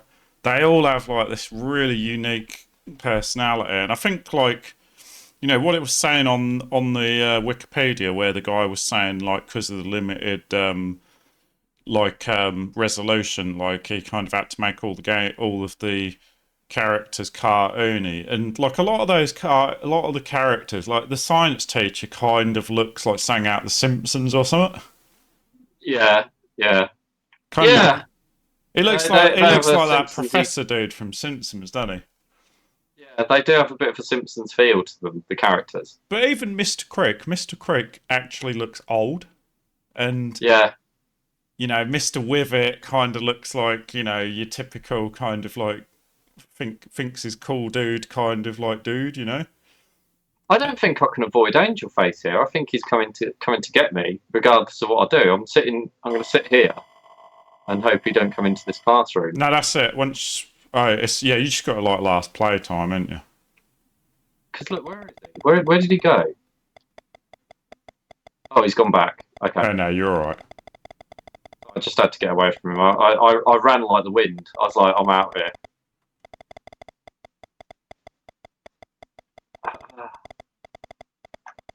What's going on? It's changing to a lesson in the reading room. Okay. So very like this game's a very like I was just looking at you playing this, and I think like compared to like a lot of the other games we've played, like Manic Miner and stuff like this, the graphics on this are quite dense. Like with all the score chart and everything, like the whole graphical fidelity is kind of like every pixel is used kind of thing, and then you got all the shading going on, and I think the thing is as well, like you really do notice the sprite masking, don't you? Like compared to other games, because everything's really clear. Yeah, and I kind of really like the way every character has been given just this like really kind of like clear outline around them. They just like it makes them really stand out. Well, essentially that's the sprite masking, isn't it? Because like that is the sprite mask. Yeah, but it's kind of like the way it's got that sort of really solid outline. Then it's got the character, and then it's got the inside. It's something you didn't really. Oh, sugar honey iced tea. It's something you really didn't see. You used to see it on a lot of later games. So a lot of the games we'll start playing, they'll say it because, like Jack the Nipper used to have it. I think Night Law still didn't have it, but things like Batman did. Because like if I remember rightly, like the way the sprite masking worked was essentially like it was just like they'd copy like the current background into the shape of the sprite mask, and then draw and then you draw like both the background. You draw the sprite essentially and the background over like at the same time, kind of thing. Here he goes. Oh. Here he goes. What happened in the year I was born? Please, sir. I can't. Oh, he's gonna keep going. I got it. And I thought he was gonna get in trouble as well. Battle of Gettysburg. Now I think, I've already had my history lesson, and that's already happened. So this is my first exam. So I had 2 history lessons. Both with the same answer there, and now I've got to go to the exam room, Mr. Rocket. Oh crap! I'll press this again. Oh my god! I reckon I've had about 1,000 lines of me accidentally sitting down. I guess the other thing is on this, like like this game does all right, doesn't it? Because it's like essentially, when you're at dinner time, it's essentially got all the kids in the school. They're all sprites, right? So there's about 20 of them all being drawn up at once, kind of thing. Yeah, from the point of view of performance. performance-wise and how much they managed to get going on the screen at the same time. They were quite ahead of their time. Yeah. So like, oh, what's his name? What was his name? David Reedley was quite a good programmer. Quite proficient. Hmm. Oh, I can't believe I got catapult. Still doing my catapult. I thought I was alright.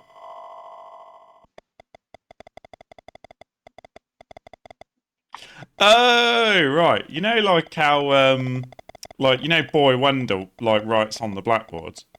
Yeah. And he says stuff like, Sky Ranger is awesome, stuff like that. Yeah. Sky Ranger and Wheelie were other games that were released on Microsphere. So Boy Wonder actually does, like, promotion for, like, Microsphere. Oh, that's funny. How cool is that? So clever, man. Like, do you know what I mean? Like, there's not even that many games that even would have done stuff like that. But this is so clever. Come on. Okay, so I got all those shields. Oh, there was an IBM PC version called. It was called a remake called Class of '99. I'm just gonna check it out. Oh, that's interesting. Class of '99. It's called Class of '99 Sports Days. 2008 remake of Skool Daze. Okay, so that's it. I got all my bits. Oh, cool. Looks really good. Oh, yeah, we'll have to play that one time. So I got A.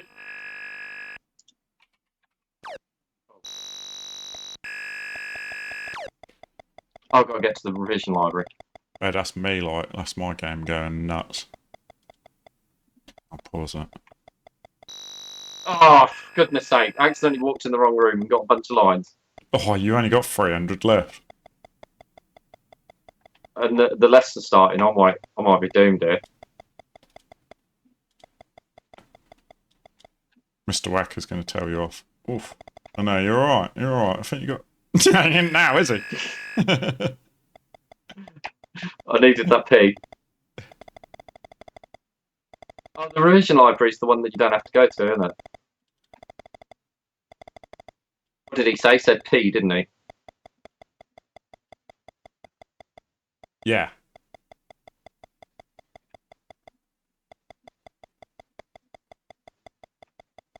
So I got A and P. Battlers Gettysburg is the battle that I've got to look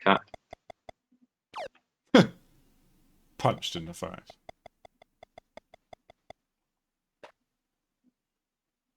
Oh, I missed him. Oh, you don't get one from him, do you? You have to do the frickin' date. Battlers Gettysburg is...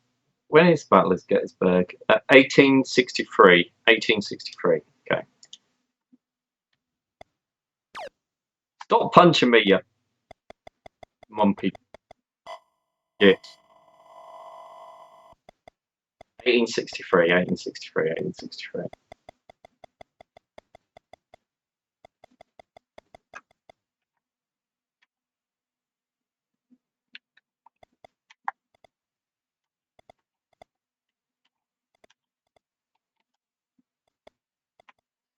The question is, right? Do I hedge my bets and write this on a few boards? Because something tells Don't me you have to write it on a certain board? I don't know. I don't know whether you have to do it on the whiteboard, the white room board, or that one. I reckon as soon as you put it on the board, I don't think anybody has to see it. Watch out. Oh yeah. Yeah, I reckon you just put it on the board and you're good to go. Uh-oh. Uh-oh. Uh-oh. Uh-oh. Uh-oh. Uh-oh. Oh no. You're alright, just stay right back there. Oh, don't come in. Yeah, maybe you have to do it on the exam board. That'd make sense. Yeah, maybe makes sense, wouldn't it? Maybe. So there is actually like hang on, let's see if I got yeah, okay. So there is actually a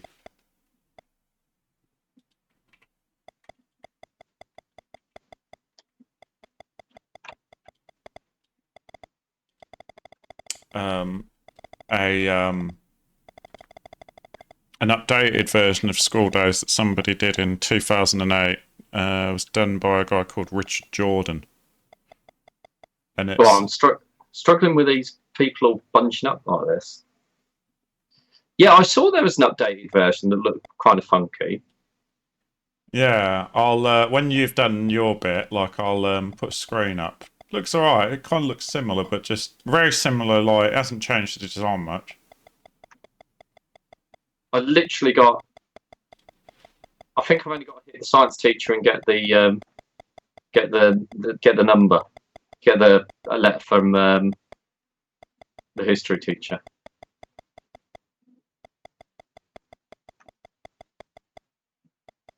Oh, he's going into that room.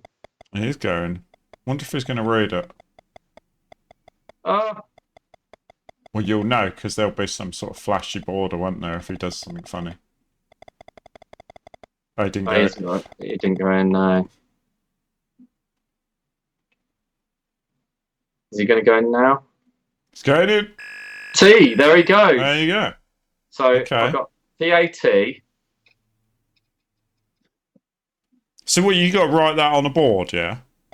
Yeah. Presumably after this lesson or whatever. So does that mean you got to wait for somebody else to read it? Oh, right. You got to get the history teacher, are you? So no. No, the science teacher, the one with the glasses. Yeah, yeah. I'm going to get... He's going to grass on me here, isn't he? Oh, did he? I only need 400... Oh, no, I'm expelled. You stuffed. Look at that. I was so close. Oh, boy. Yeah, like, you know, you might as well wait there. Like, look, you're not even going to get through the class. Mr. Wacker's going to, like, come storming down the flipping dinner hall in a minute. He is, and do you know what the worst thing is? He's here, in the middle of the lesson. Comes. Here he comes. You getting like rogue like I did. Yeah, that's... Go and get the history teacher, man. Son of a gun. Oh, no, he's invincible. He's invincible. Oh, no, you did. Oh, you might as well go and get the old science teacher then. Yeah, you stupid twat. There's no way I'm getting the science teacher in time. No. No. Until you have done all your lines. So this is what... Assuming... No, go on. What were you saying? I'm assuming once we I didn't actually do that. I don't know why it's gone there. Let's view that while we just chat on our outro, and then we can leave the demo again. Yeah, I assume because like we was very close to sort of finishing there a couple of times, so I think it's like easily possible to complete it. Yeah. But I assume once you complete it, it just literally you get the thing and it says you got it, and then the game just resets, presumably, much like Manic Miner. Yeah. It's a Manic Miner ending for sure. You know it. Yeah, I wonder, you know, what the first game was that actually gave a proper ending. You know, because I'm pretty sure that most of them didn't give proper endings. They just kind of like gave us the Manic Miner game resets kind of ending. Because it would be, because like especially like because most of those games are made by one person, right? And so it is kind of quite hard. Like when you get to a point where you're like, you know, you've got all the way to the end of finishing a game, because it takes quite a lot to actually finish a game and get it all bug free and this, that, and the other, and then you kind of like you make sure it all works and stuff, and now you've got to come up with an ending. Yeah, and like I mean. You know, you were saying about this earlier, the bit where you can put in the characters' names, you think how long it would have taken them to have done that as far as the development time of the total project do you know goes. what, right? I've got a feeling, whether or not it's on this game or Back to School, I've got a feeling that when you complete the game, it basically does a rolling credits, and it gives it just goes all the characters of the game, but with the names you put in. That's quite funny. Yeah, it gives you like, I'm pretty sure it gives you like a kind of cast like credits kind of thing. Plus like whatever the, let me see if I can find it online, see if it's like YouTube. Let's have a look. I just want to confirm that. YouTube Skool Daze ending. Let's have a look. So there's someone Oh, who's done a walkthrough. I see what you say about the Commodore 64, and it does look exactly the same Spectrum without the colour clash, doesn't it? Yeah, yeah. Yeah, so Skool Daze. Oh no, that's a different Skool Daze.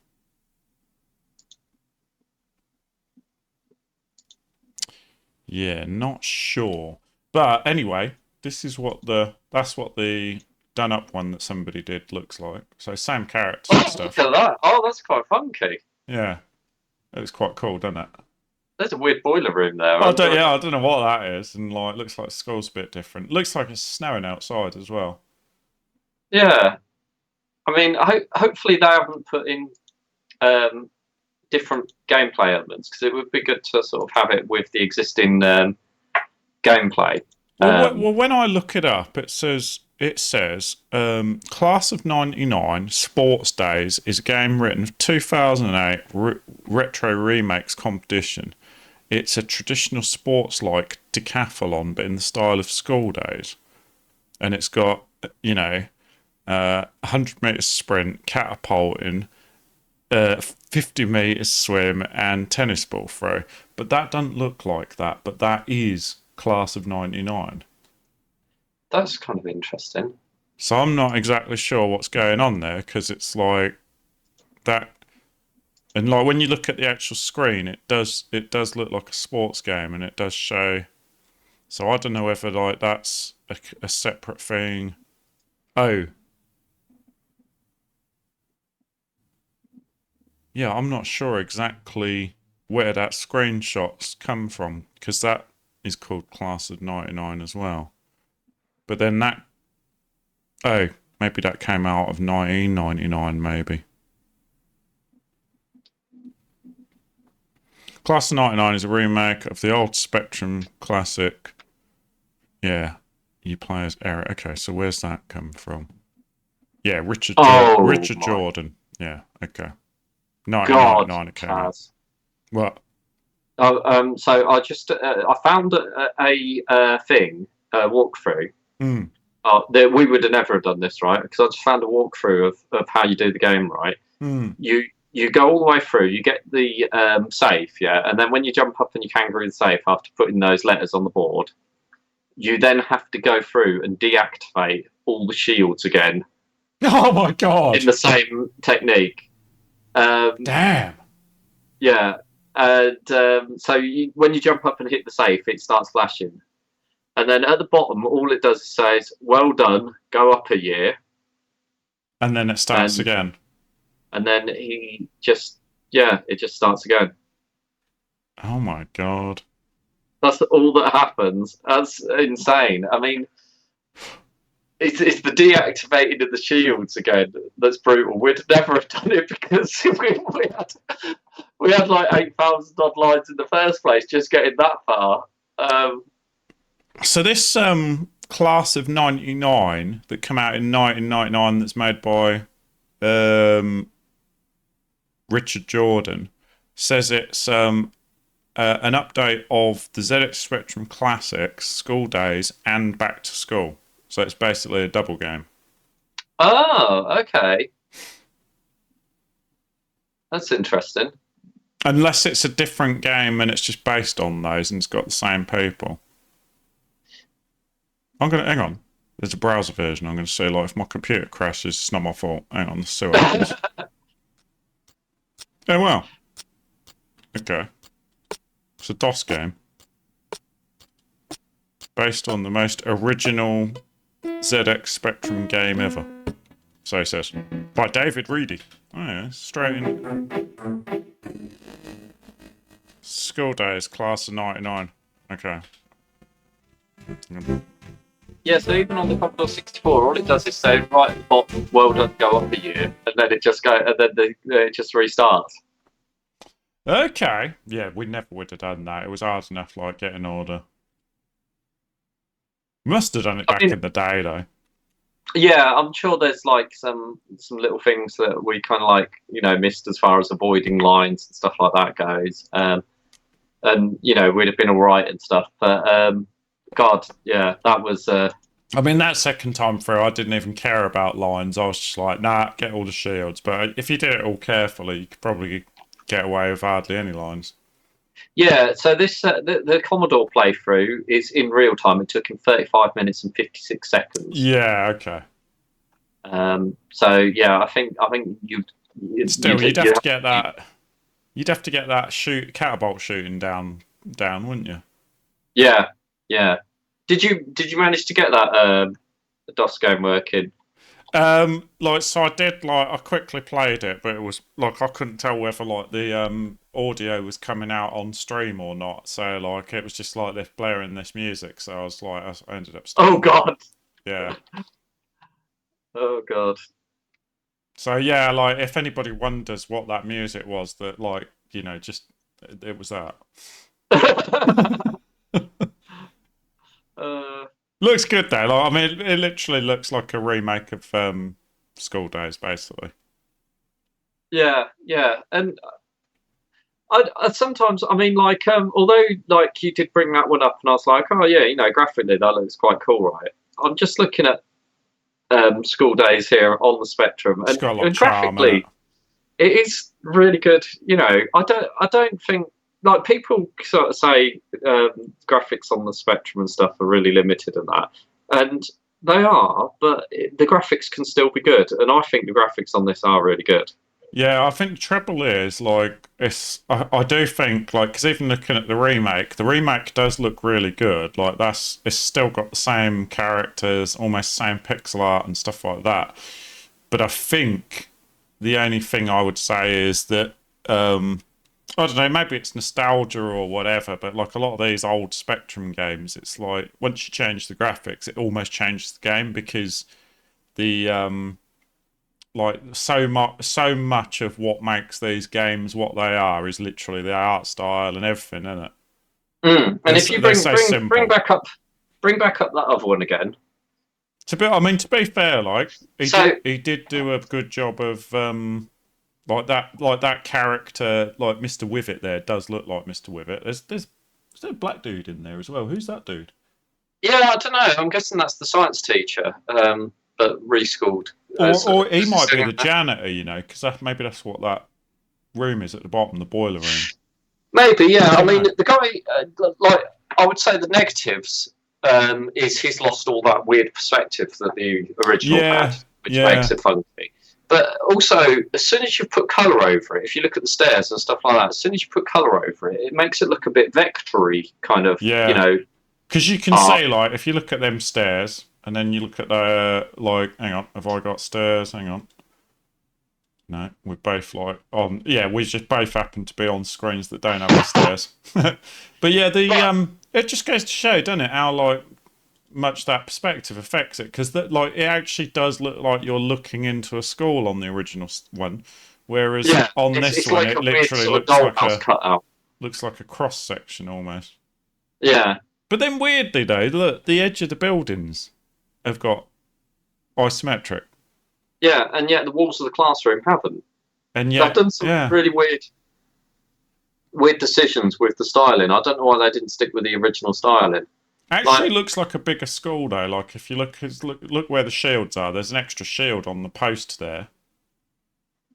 Yeah. And the hang on, let me see if I can. Hang on.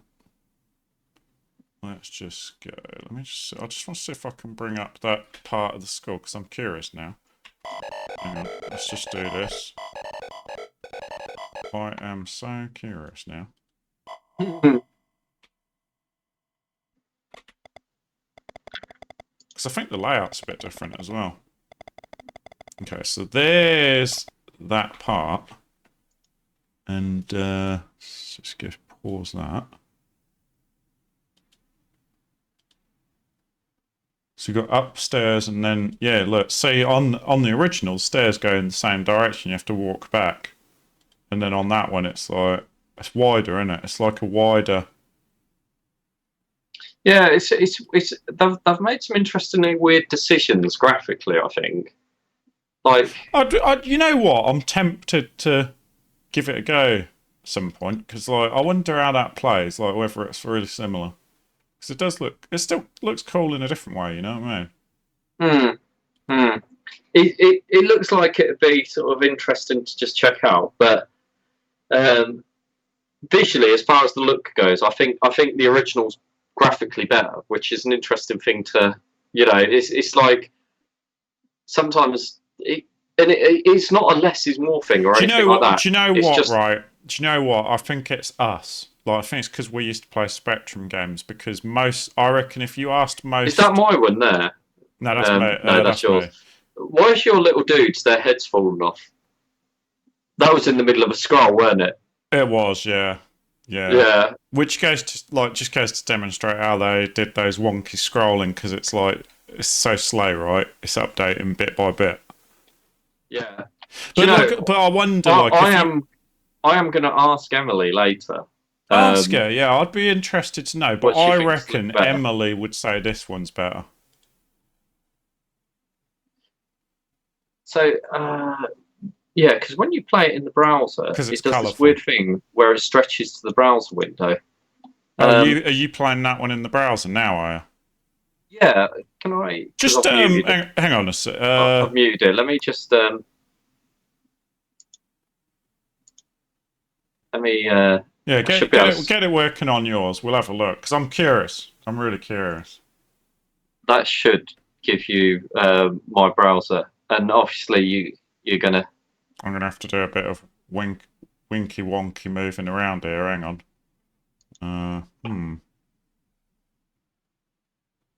Can you zoom in slightly? Can you do like a plus 0?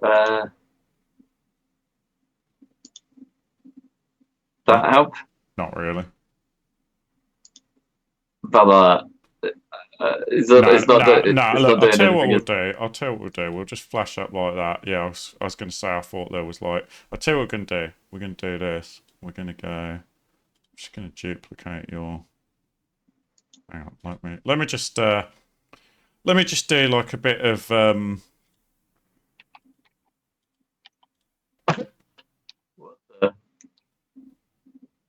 It does look interesting, to be honest. It kind of does look like...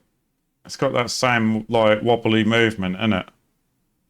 Yeah, look, we got some adverts going on and stuff. We got all sorts of things going on here. So but that's what it kind of looks like. That's the remake by Richard Jordan in 1999. So the things I do like I like this little Bunsen burner flame and stuff like that in the lab. I like those extra details. There's some things that are a bit weird. Like if I press C, which would normally be catapult, yeah. Oh yeah, look, you've got like a little receptionist up there, and you've got like that's like a garden keeper or something, groundskeeper. Yeah. If you press C though, it does that. Look, and then F is fire for your fire in your catapult. But if I shoot those, doesn't hit them. Yeah, so I'm guessing you have to bounce off the teacher's heads. Can you sit on these? No, you just sit on the floor, same as you normally do. But yeah, I've got to say, I think it's pretty authentic to it. Like the graphics different, but the actual timing of the animation and the movement and everything, like the way it's kind of jerky and stuff. And look, I was supposed to be in the hall for morning assembly. They literally look identical, those characters, right? Oh wow, look, there is a few different. Oh Jesus. Yeah, so they've extended it a bit and given like a few different Bigger things. School. Yeah, and actually, the graphics on the still, I weren't too pleased with graphics on the School. It's the movement and the frame rate really sells it. It's almost identical to the original. Well, also, I feel like graphically they've made this a little bit of a sort of DOS visuals version of it. Do you know what I mean? Well, it is DOS, isn't it? Yeah, it's got that lemmings and oh, can I go up on the stage? Oh, look at that. So I actually think it's pretty authentic. It's just like a new version of School Days, right? Which is slightly different, but Yeah, it's yeah. authentic. Like it did a good job of like making it It looks like it plays the same, but like just a little It bit does have a nicer. similar, like it's got a similar sort of framing type Mm. feel to the way it moves and everything like that, and the scrolling. Because it's weird, isn't it? Those characters, like the teachers, they're actually like running at like what, I don't know, 3 frames a second or something. Yeah, I don't know actually. Yeah, let's say we're talking about a five frame a second frame rate. I Mm. would say like everything feels a little bit 5 to 10 second frames little, per little second. little little octopus or whatever in the fish tank. Oh, where are you looking? Just next to the Bunsen burner, every so often in that fish tank, there's like a little green thing that pokes its head out. Oh, is there? Yeah, yeah. I'm staring at it intently now. It's not going to like do it, is it? It's not going to do it, is it? Oh. But So, yeah, like it feels kind of like it does feel like a DOS game, yeah. like that, like an old school Lemmings, or Mm. even how Doom sort of played, and visually it has a similar sort of look to that as well. So I wouldn't say, although visually they've gone for a very different style, they've gone for that DOS type style, but then gave it a little bit of a School Days feel on top of that. So Mm. that's what I would assess it with, and it's kind of interesting to see a sort of modernisation of it. Oh, it's good. Um, Oh, it's good. hmm, Like, and there's obviously like if you look down the bottom there, there's 1, 2, 3, 4, 5, 6, 7 teachers on this one. yeah, So yeah, it'd be interesting to presumably see what they've it's done different. like, yeah, presumably it's like, does that include that guy? Is he one of the guys? I don't know. Doesn't look like it. Doesn't, does it? No. Well, anyway, I think like Richard did a great job of like bringing it into like, because that would have been like what, 15 years on or whatever. Yeah, I wonder. What happens if I go and say hello to the receptionist? Does she? Can I help Can you? I help you? Yes, you can. No, I'm I'm getting. Jay. We're talking to the old lady. What are you talking about, Whacker? Yeah, that's. Yeah, some things are a little weird, like the hit movement. Do you see when I hit? Because it's got 2 frames of animation, but the frames aren't quite. And also catapult. Do you see how slow it is compared to? And even the Yeah. slow movement of the Just like, whacks that old woman in the head. Just knocked her out. Oh. so So if they've done a good job, man. You whack out the old woman, it's good in my book, and still bounces off her head. Brilliant.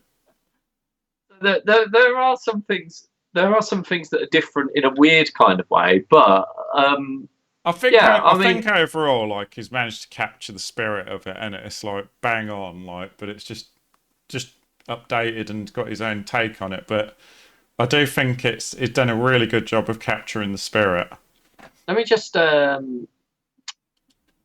Does look different where when let's you try. when you actually like show it like that. Like I think like the graphics are probably better on the newer one. Yeah, yeah. It's a nice palette, and I really appreciate like I like how the He's kept the pixel art style, and yeah, but I like how like the color of the backgrounds is all pastel, and like the characters are kind of darker, and so like they really pop against it, don't they? yeah, yeah. I don't. This is really weird, right? Because in on it, I muted the sound. I was just going to put the sound on, but I can't seem to figure out how you unmute the sound in Chrome. It only gives you the option to continue muting the sound or always mute the sound. It hasn't got an option to unmute the sound. Oh, did you mute it in Chrome? Did you? Yeah, yeah. And I'm sure there is an option to do it, but God knows what it is. Oh, hang on. There you go. So Well, I've turned the sound back on, but you can't Not hear coming. anything. Yeah. Yeah, there is no sound. That could be just an issue with the emulation on Chrome.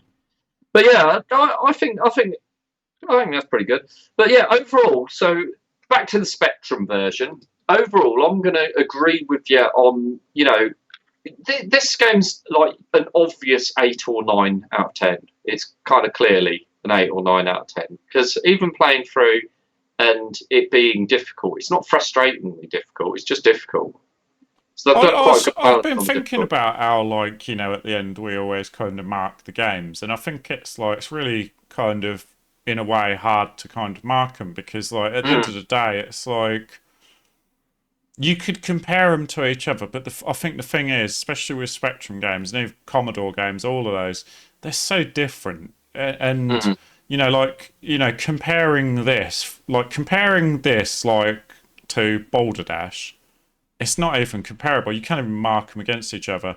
And even this compared to, like, even though, we kind of marked, we said that Bruce Lee wasn't as well made as other games. Like, you can't even compare this to Bruce Lee, right? It's like, But how do you like so? One of the things that's interesting is so this game, right?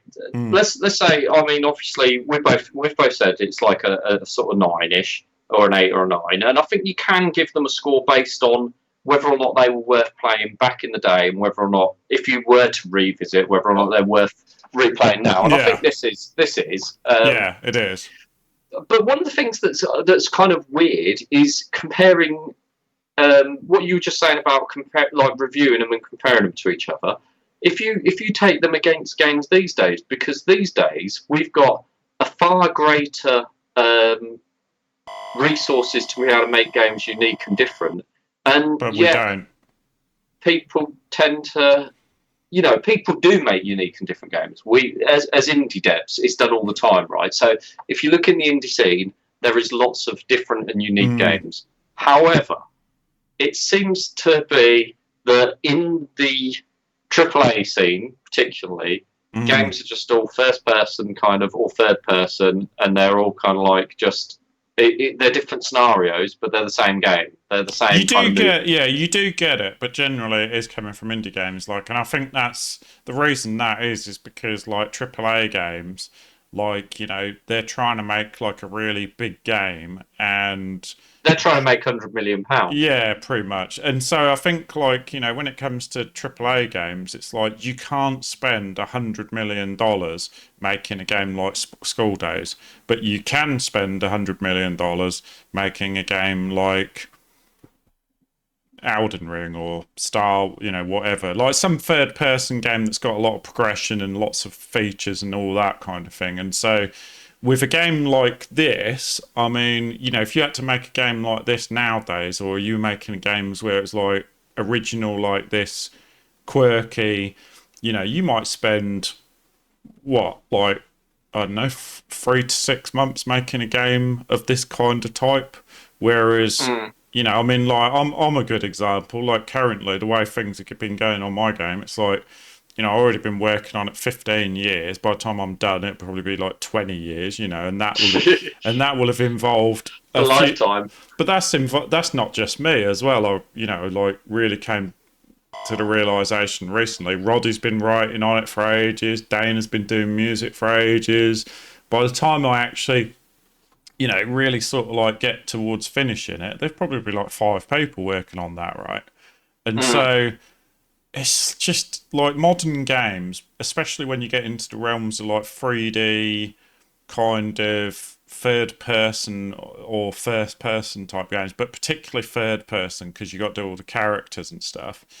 I just think it just like massively blows out compared to, say, a game like some of these Spectrum games, because they're like simple well, I say simple mechanics, this isn't simple mechanics, but it's like, comparatively you could work out, you could go, okay, right, I need 10 different characters, each one of them needs like 5 different animations, that's 50 character animations I've got to do, or whatever.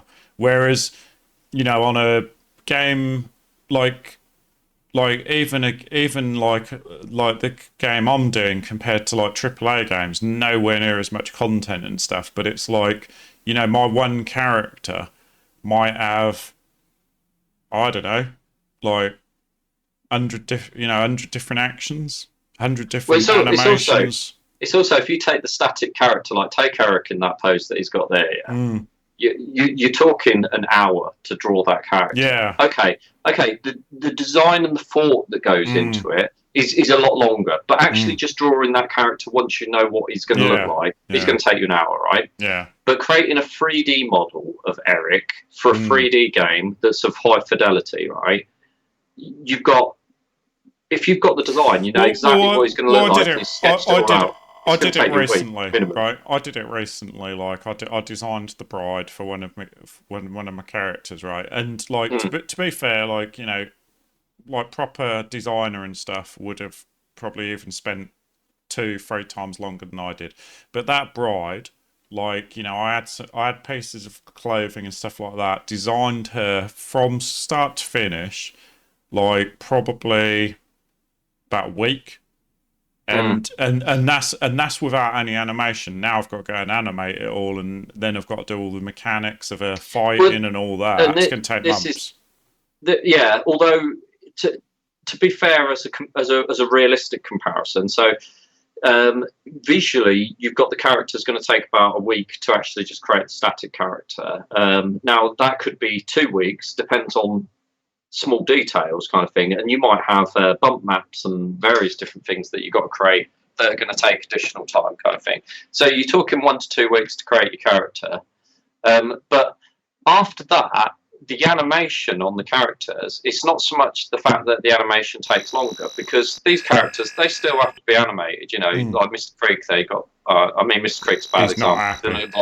It looks like he's got 2 or 3 Right, frames. hang on a minute. I need to help out Mr. Craig. Hang on a sec.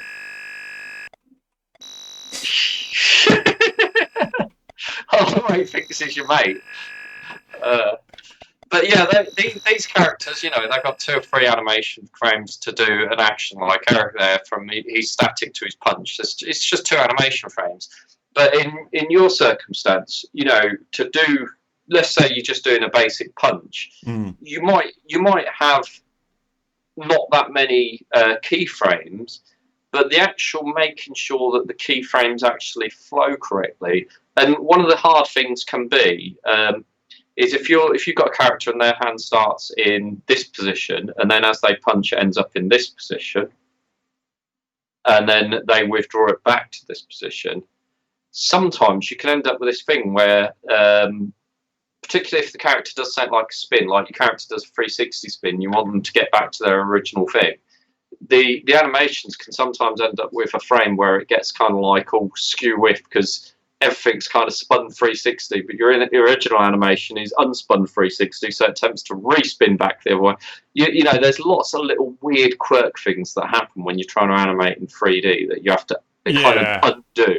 But then you've got on top of that the fact that it's in 3D, rather than it having like, let's say your character for Eric there, he's probably only got about 50 frames to do all his actions. There's loads of them.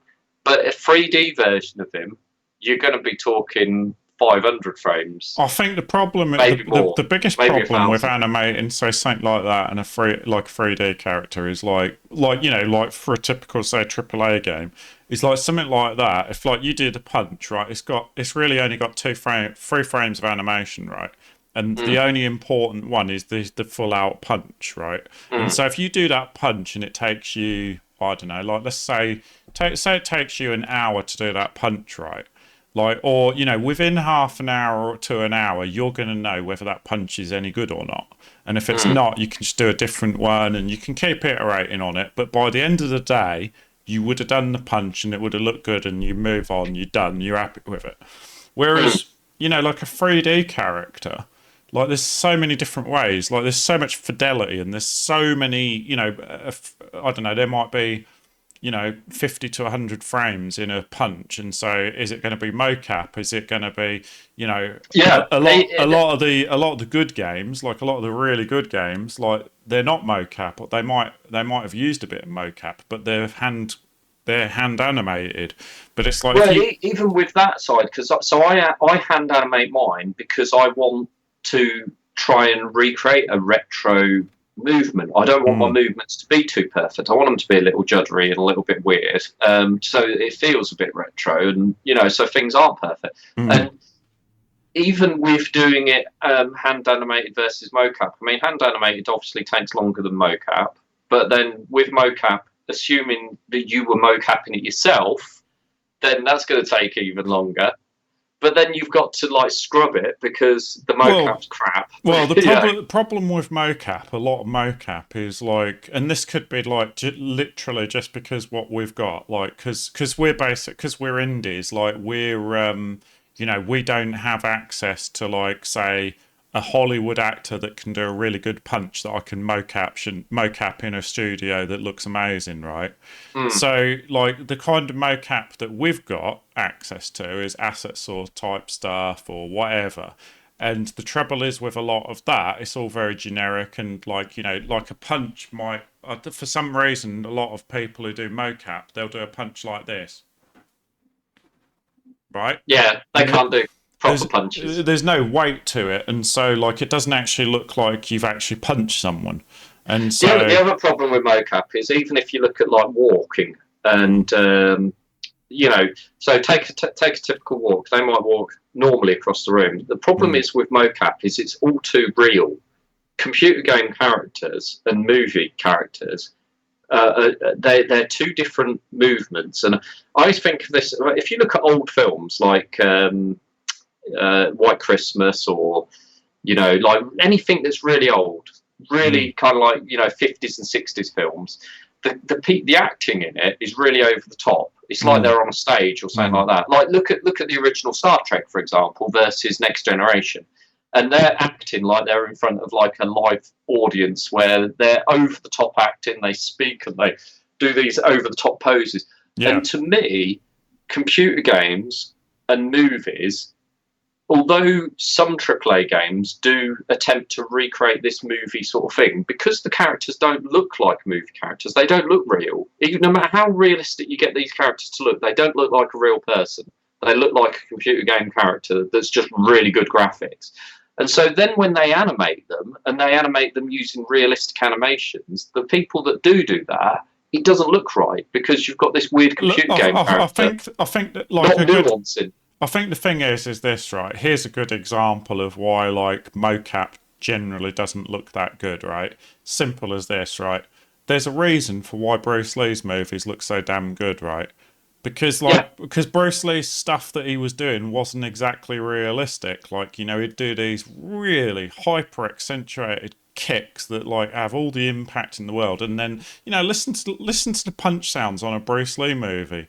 Like, I don't care, you could record yourself punching like fruit or whatever, it's never going to be like it does on a it's all exaggerated and stuff. And so that's the reason why mocap doesn't look as good, because like you really want to exaggerate everything. And even like a Bruce Lee movie where he was so hyped into doing really good moves and stuff didn't use realistic sound effects. It was like compressed like crazy, right? And the thing is, like, even from the point of view of the movements, like a lot of people say about, he's a fantastic martial artist, which he was, but as a martial artist watching his movies, his movements are slightly exaggerated. Yeah. Well, because even more than slightly, I'd argue, in a lot of ways. Yeah, I mean, like, for example, depends on the movie. Yeah, he'll do punches and he'll over telegraph his punches and things like that slightly, and it's subtle, but it's because if you're not a martial artist and you're just watching it, you wouldn't know what. You wouldn't make sense. Well, and it's the same as a game, right? Like good games, like a fighting game, like a Dark Souls or something like that. If it wasn't telegraphed, you wouldn't know they were going to hit you. And like realistically, if you're having a fight in real life, you're not gonna stand there and go, oh, I'll just telegraph this punch, give him a chance to get out of the way. You're going to try and be as sneaky as anything. But on a game, you do need to telegraph it. You quite often get beginners walk into taekwondo gym, and they sort of walk in, and you can tell they kind of think they know how to fight and stuff like that. And as soon as it comes to the sparring, it's like they're an open book. You can see exactly what they're going to do. Yeah, because they got all the tell signs of like what they're going to do and blah blah. Yeah, blah. they pull back as they go to punch, and all stuff like that. But that's the thing, though. That's the thing, though. That's like seeing this when he does that punch. Like, look at his punch, right? You know he's punching. We accept it as a punch, but watch his punch. It's like, It's ludicrous. There's no wind up. He doesn't pull his arm back. All he does is he just goes. Yeah, that's it. And it's an interesting thing because, like, when you sort of look at movements in real life that people would do, you tend to be from a guard to kind of pretty much go straight forward, and you shunt your body into it, but you don't really pull your hand back. You don't need to. The damage you can do from shunting is unbelievable. But if you don't have that wind up in films and stuff like that, it doesn't make sense to the person watching because they expect there to be a wind up. And it's a similar thing in computer games. Computer games need to be more exaggerated than films.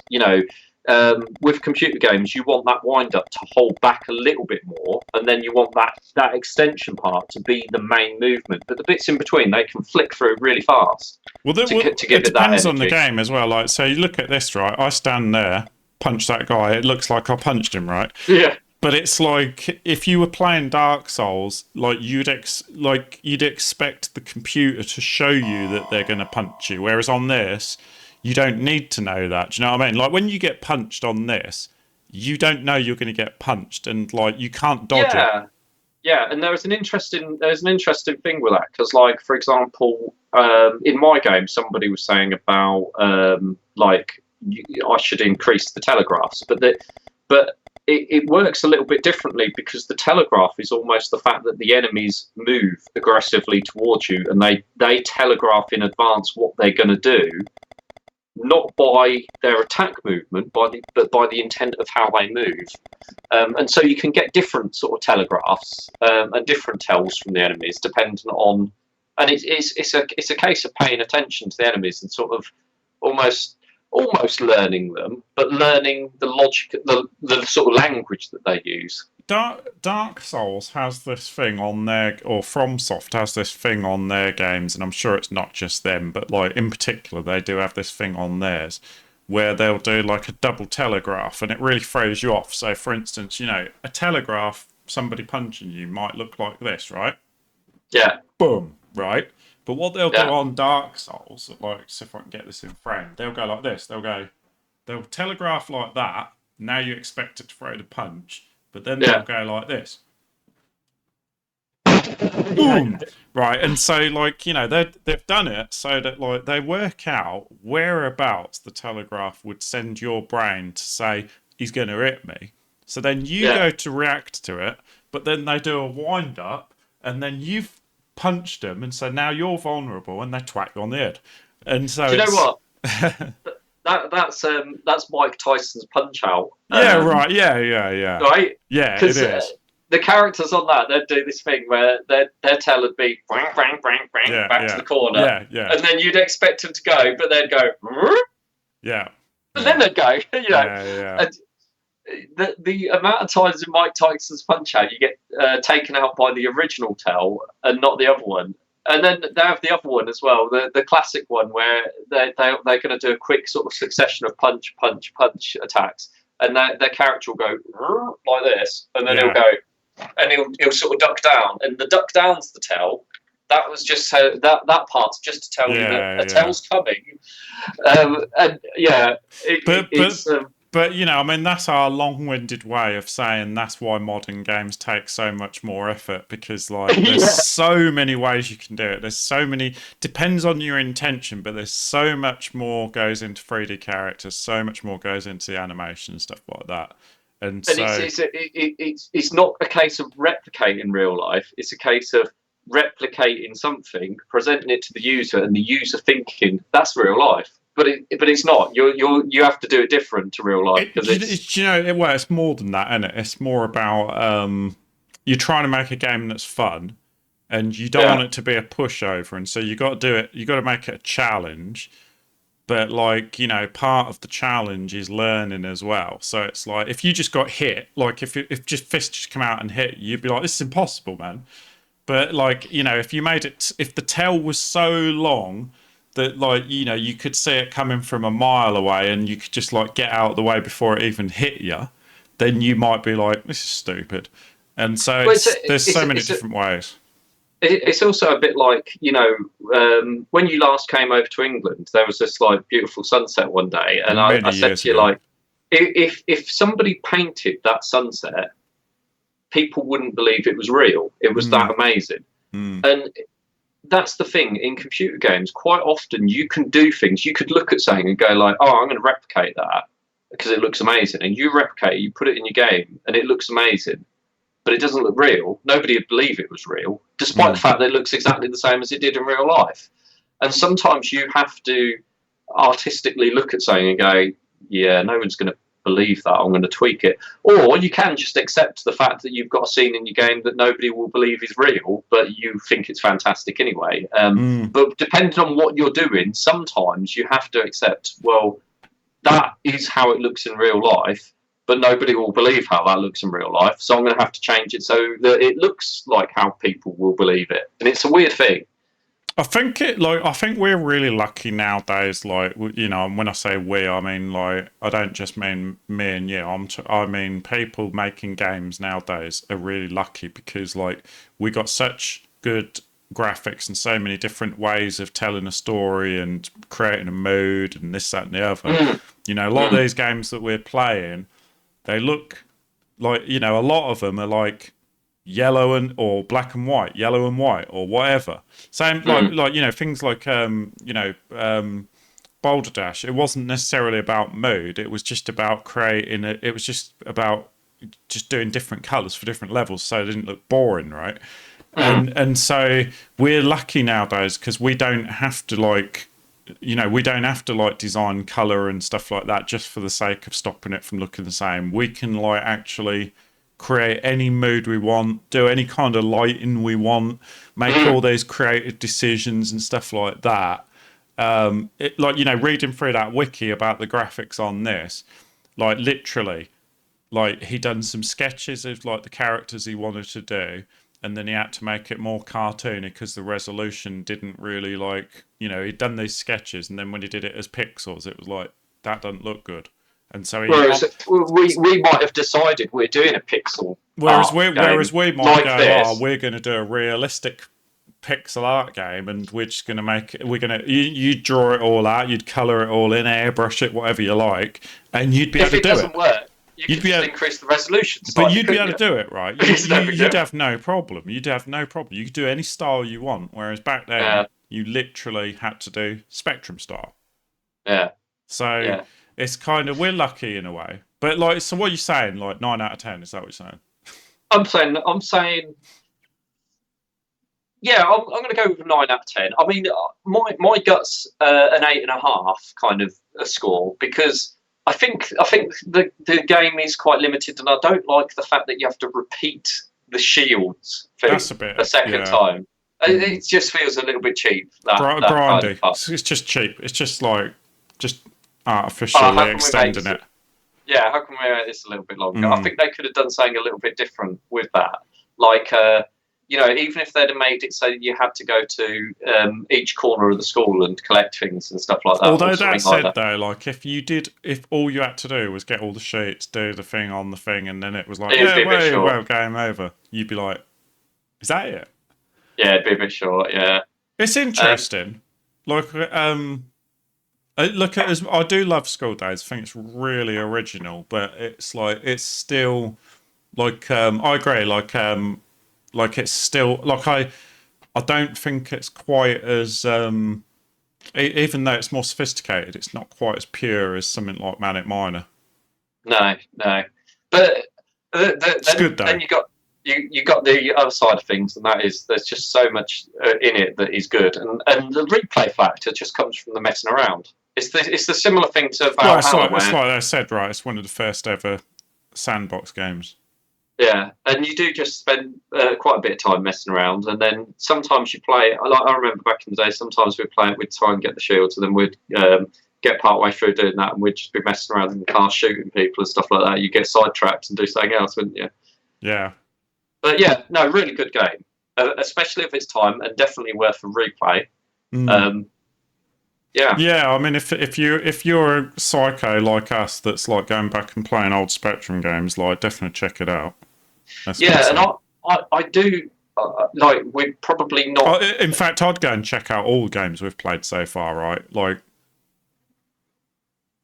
yeah, I mean, I would probably not do it next time, but I'm looking forward to doing Back to School and just seeing how it compares as far as. We'll I've got come a feeling back to it's that. going to play exactly the same. But I can't imagine it's going to be that different, but we'll come back to that.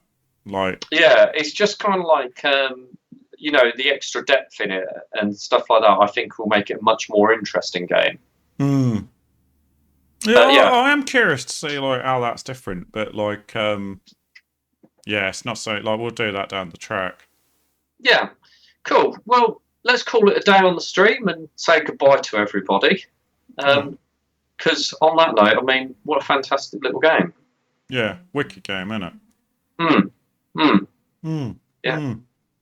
Yeah, Wow. I mean, even to be honest, even if I'd got to the end of this and said, like, you know, with the limitations, this game deserves a 7 or a 6 or a 5 out of 10, I would say if you are going back and exploring these games, this is a definite, regardless of anything. It's definite. Like, I think it's definitely one of those things that's so unique that you have to check it out.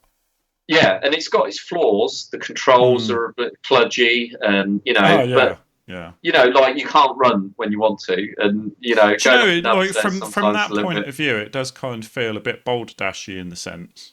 Yeah. But Boulder Dash, I still think is one of the most exceptional ones we've played. Yeah, like it's definitely up there out of the ones we've played. They've all been good in some way, anyway.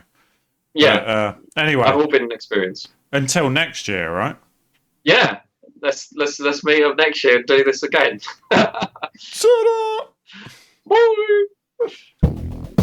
That was pretty cool. Yeah, that's a good game. Yeah. And imagine how it could be expanded on if they were to reboot it now. So good. Yeah. So many ways you could like. I don't know. Like I don't even know whether it'd even work nowadays. Though, do you know what I mean? I might play that other one though. That looks cool. And like I say, Bullies was a